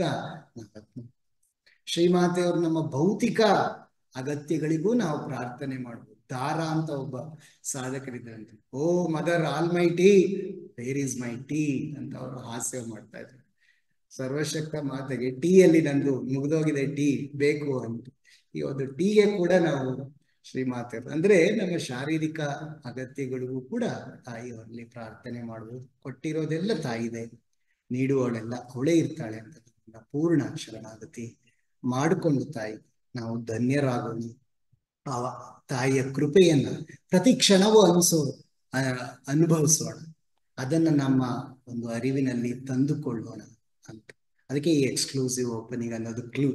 ನಮ್ಮ ಒಳಗಡೆ ಪೂರ್ಣವಾಗಿ ದ್ವಾರವನ್ನ ಅವರಿಗೆ ತೆರೆದಿಟ್ಟು, ಅವರ ಕೃಪಾ ಕಿರಣಗಳು ನಮ್ಮನ್ನ ಪ್ರವೇಶಿಸಿ ತಮ್ಮ ಕಾರ್ಯವನ್ನು ಅವರು ನಮ್ಮ ಜೀವನದಲ್ಲಿ ಮಾಡೋದಕ್ಕೆ ಪೂರ್ಣ ಸಮ್ಮತಿ ಅವಕಾಶ ನಮಗೊಂದು ಅದನ್ನು ಕೊಟ್ಟಿದ್ದಾರೆ. ಯು ಹ್ಯಾವ್ ಟು ಕನ್ಸೆಂಟ್, ಒಪ್ಪಿಕೊಳ್ಳಬೇಕು, ಬಲವಂತ ಮಾಡೋಲ್ಲ. ಒಪ್ಪಿಕೊಂಡು ತಲೆ ಬಾಗೋದು, ಹೌದು ನೀವು ನನಗ್ ಬೇಕು ಅಂತ. ಆ ರೀತಿ ನಮ್ಮನ್ನು ನಾವು ಅವರಿಗೆ ಶರಣಾಗತನಾಗಿ ಮಾಡಿಕೊಳ್ಳೋಣ ಅಂತ ಹೇಳಿ ಶ್ರೀ ಮಾತಾರವಿಂದರಿಗೆ ನಮಿಸಿ ಅವರ ಚರಣ ಕಮಲಗಳಿಗೆ ಪೂರ್ಣವಾಗಿ ನನ್ನ ಸಾಷ್ಟಾಂಗ ಪ್ರಣಾಮಗಳನ್ನು ಸಲ್ಲಿಸಿ, ಈ ಪವಿತ್ರವಾದ ದಿನ ಇಷ್ಟು ಚಿಂತನೆ ಮಾಡೋದಕ್ಕೆ ಬೆಂಗಳೂರು ಶ್ರೀ ಅರವಿಂದೋ ಕಾಂಪ್ಲೆಕ್ಸ್ ಟ್ರಸ್ಟ್ ನ ಮುಖ್ಯಸ್ಥರಾದ ಶ್ರೀಯುತ ಅಜಿತ್ ಸಬ್ನೀಸ್ ಅವರು ಮತ್ತೆ ಎಲ್ಲ ವ್ಯವಸ್ಥೆಗಳನ್ನು ಮಾಡ್ತಾ ಇರ್ತಕ್ಕಂಥ ವೈಶಾಲ್ಯಕ್ಕ ಅವರು ತುಂಬಾ ಆತ್ಮೀಯತೆಯಿಂದ ಪ್ರೀತಿಯಿಂದ ನನಗೊಂದು ಅವಕಾಶ ಕೊಟ್ಟಿದ್ದಾರೆ. ಅದು ಮಾತನಾಡೋದೇ ಒಂದು ತುಂಬಾ ಧನ್ಯತೆಯ ವಿಚಾರ. ಅದು ಏನ್ ಬೇಕಾದ್ರೂ ಇರ್ಲಿ, ಅದು ಸೆಮಿನಾರ್ ತರ ಅಲ್ಲ, ಇಷ್ಟೇ ವಿಚಾರ ಇಷ್ಟೇ, ಯಾಕೆಂದ್ರೆ ಅಗಾಧವಾಗಿದೆ. ಸುಮ್ಮನೆ ಅದನ್ನ ಸ್ಮರಿಸಿದ್ರೆ ನಮ್ಮ ಮನಸ್ಸು, ಬುದ್ಧಿ, ದೇಹ, ನರಮಂಡಲ ಎಲ್ಲವೂ ಅವ್ರ ಜೊತೆ ಇತ್ತು ಇಷ್ಟೊತ್ತು. ಅದನ್ನ ನಾವು ನಮ್ಮ ಬೆಳವಣಿಗೆಗೆ ಸಾಧನವಾಗುತ್ತೆ. ಆ ರೀತಿ ಒಂದು ಅವಕಾಶವನ್ನು ಕಲ್ಪಿಸಿಕೊಟ್ಟಿದ್ದಕ್ಕಾಗಿ ಅನಂತ ಧನ್ಯವಾದಗಳನ್ನ ಅರ್ಪಣೆ ಮಾಡಿ ನಾನು ಮಾತನ್ನು ಮುಗಿಸ್ತಾ ಇದ್ದೀನಿ. ಸಮಯವನ್ನ ಹೇಗೆ ನಾನು ಮ್ಯಾನೇಜ್ ಮಾಡ್ತೀನಿ